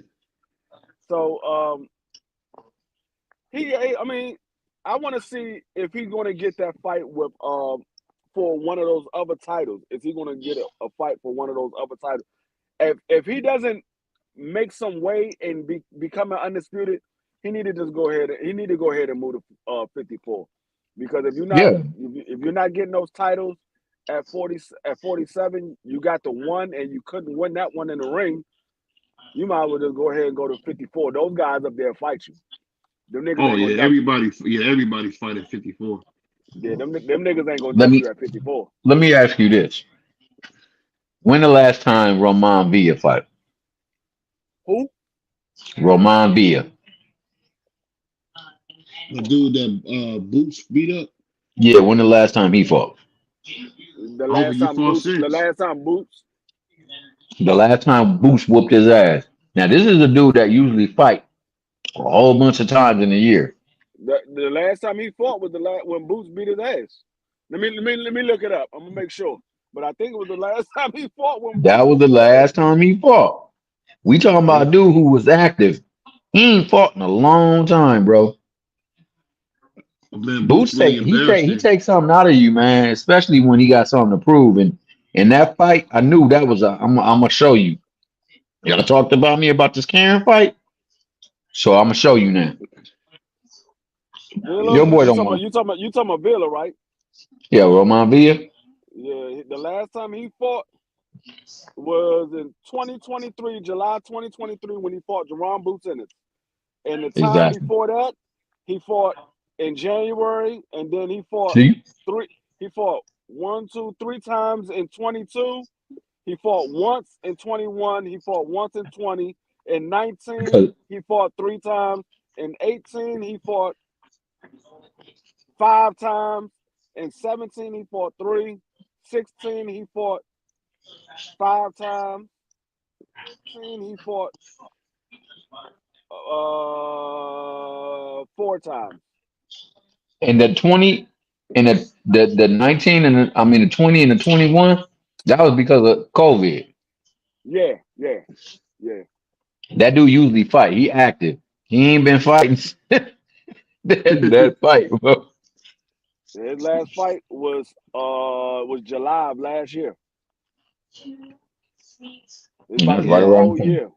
It's about to be a whole year since he fought. And you know what's funny? I used to always get on Boots about playing in the ring, but I'll say this, man. I watched a couple of his fights. For he only do that when he know they can't beat him. You were right. Yeah, Nah, when they can't beat him, that's when he get to playing around. yeah. That's what I've been trying to tell you. Like if you watch Boots fight, just watch the early round. Boots is on point. He stopped playing around like round 6, round 7. That's when Boots stopped playing around. That because he know he's about to get his opponent out of there.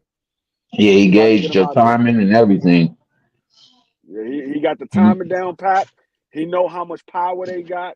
He know what they like to do. And so that's when he stopped playing around. He like, okay, I know what you about to throw. You ain't gonna catch me with that.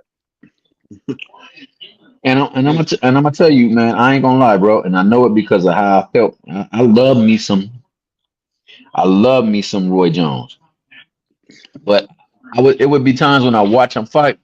I be like telling my people like, no, that nigga couldn't do me like that, dog. He did me like that. I'm firing on his ass. You do stuff like that because you want them to commit. You Yep. want them to think that they don't think you're ready for them to punch.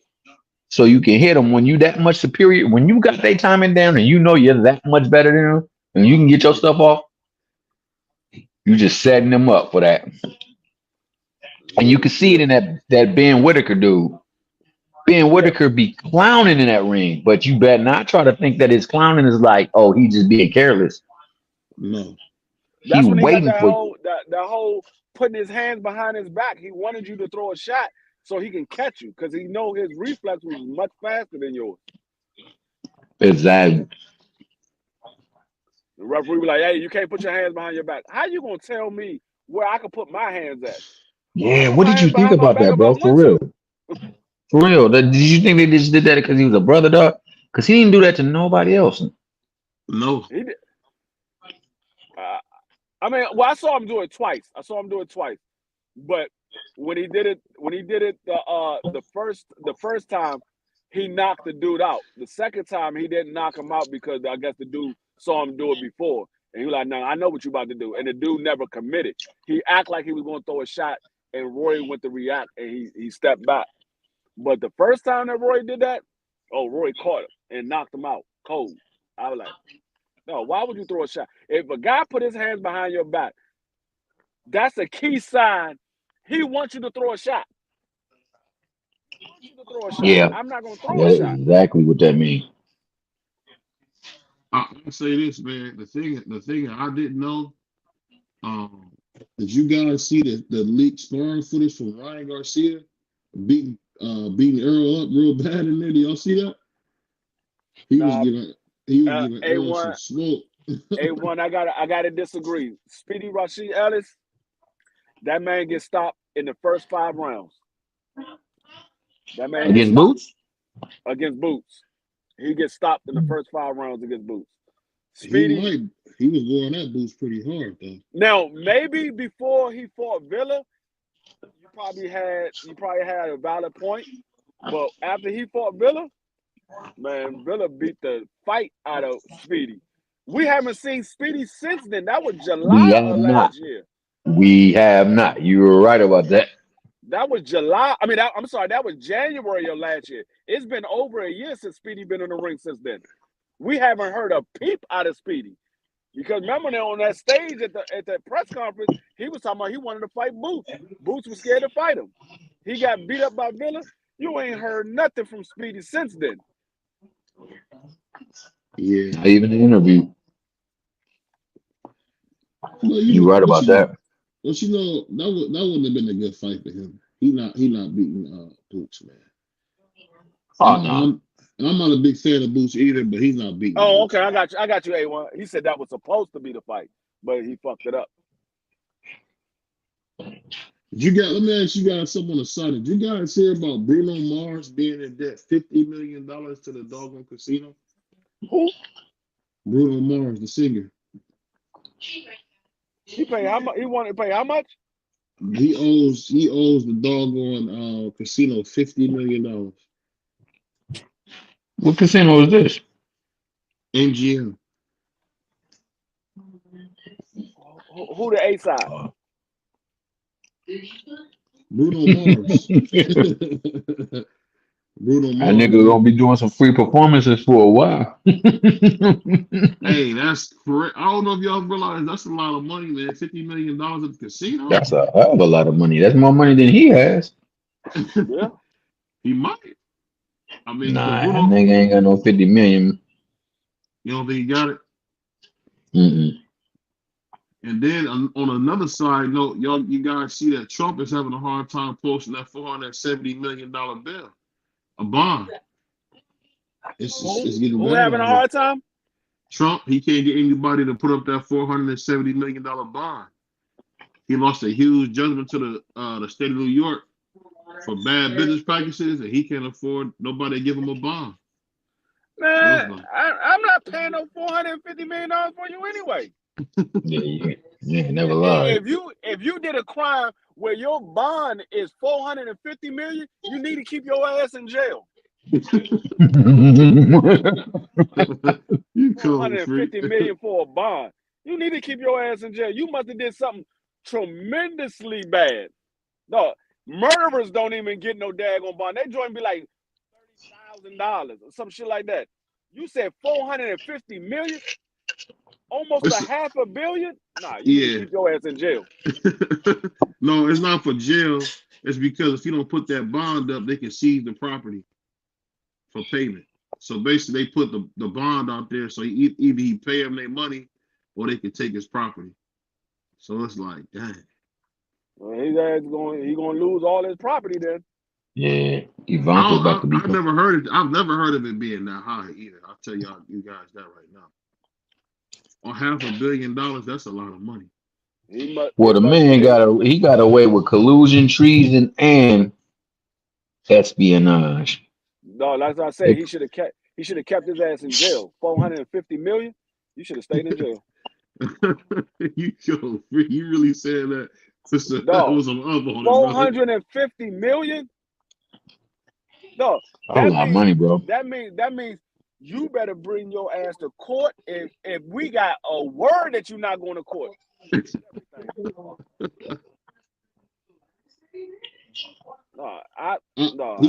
lose that property. I'll tell you guys that right now. It looks like he's gonna end up losing that property, man. Oh yeah, he losing that property. Because He ain't got no $450 million. No, 400. No, a bond that high ever in life. I've never heard of a bond that high.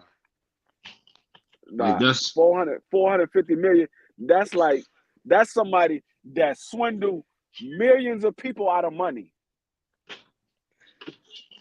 That's those Yeah, levels. yeah. Like it's like daggone Martha Stewart type crime. yeah. She ain't even had no bond that damn high. You know what to do with those. I They just mean, sent her ass straight to jail. well, the bond is so they won't seize his property, but it looks like he might not be able to stop it. So that's kind of a shocker to think that, I don't think Trump is as rich as he says he is. That's the main thing. He might not be as rich as he says he is, but I don't know, man. What you brothers think about that, man? Bruno Mars, 50 million in the hole. Apparently he don't have the liquid cash to pay him either. That's kind of. I'm about to go look at these daggone highlights of this new cornerback that we got from from the Chargers. We just picked up this new corner. I'm gonna let my man D Free and Tommy get their last words. We're gonna get out of there. Go ahead. I'm gonna let you start off with my man D Free. Man, I appreciate you having me up. We're gonna be talking this good boxing, and I'm gonna tell BVO to put word into Oscar to make a card so we can have a fight to watch. Because if not, we're gonna be sitting there watching one fight, and the night gonna be over. We're gonna be watching them. We're gonna be watching them up there on a daggone press. I mean, on the analyst desk. They're gonna be talking for the first hour and 45 minutes before a fight come on. So we gotta do something, because the fight ain't gonna start until 9 o'clock. It's on the East Coast. They gotta have the fight cards start at 9. The main event usually don't start until 11. We're gonna have a fight at 9 o'clock and then it's over. Man, niggas gonna be like, oh, we went to a fight and we went to the club.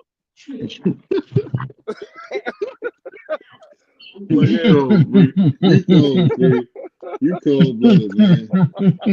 Now, see, that's what's gonna happen. One day we gonna run into Oscar, man. He gonna try to make you. He gonna get you, man. You better stop, man. Hey, Oscar knew what not. He know not to have the daggone interview with us.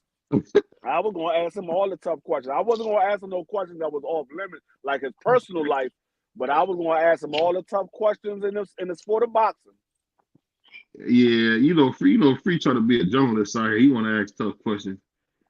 But we also gonna be interviewing YSL. I don't know if you guys are familiar with YSM Media. We're gonna be interviewing him this coming Saturday as well. So that's gonna be a good interview. I think the kid's out of Philly, man. So I can't wait to interview him, man. He seems like you know what he's talking about when it comes to this boxing. But I'll let you get your final words, Tommy and D Free, and we out of here, baby. Well, my final words is a D. My bad, D. Go on to finish up. No. I was saying, go ahead, Tom. Oh, well, once again, man, thanks to both you good brothers for allowing me to come up. Shout out to my guy Prize, who I don't believe is a race baiter, by the way, but he just rock with his own. Ain't nothing wrong with that, because like he said, all the other natives rock for their native fighters. So what's wrong with him rocking with his? That being said, I think that these past couple of years have showed us that boxing has got some room to grow and for some changes to be made. I think, like you said, we need transparency with scoring. We need transparency with the supplementation that is allowed for boxers and certain segments and sectors and places to be able to consume. We need transparency with gloves. I think they need to go back to selecting the gloves and then giving them back to the commission until the day of the fight, gloving up in the ring. I think they need to go first. Go back to same day weigh-in so that we won't have people killing themselves to try to fight at a competitive edge. I think that they need to change the vantage points for judges. I think that also referees need to be held to a different standard as well too. And I think that the last and not least, the commissioning bodies, along with everything else, need to be, like you said, under a shield where they have to be responsible and accountable to certain standards too as well. and that there's a system of checks and balances so that we can get the very best matches that can be made in the sport. There should be no reason, no rhyme why there is no fights being made, especially because they say it's on the other side of the street. Because when I was younger, I used to cross the street all the time, play with the people over across the other way. So with that, man, I'm up out of here. It's always a pleasure rocking with the man BVO, the good brother D Free, and Right, Thomas. appreciate you. All right, we out of here. We out.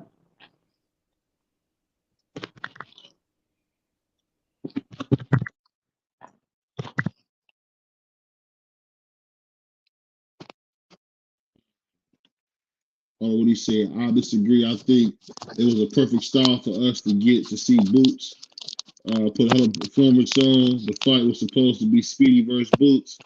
Nas was supposed to fight, but Speedy messed it up. But salute to my man Mark Nash coming in, showing some love. But like I said, we're gonna be back tomorrow for the Prize and Marky Dan show, man. I appreciate all the love, man. Like, comment, subscribe, and we gone. Peace.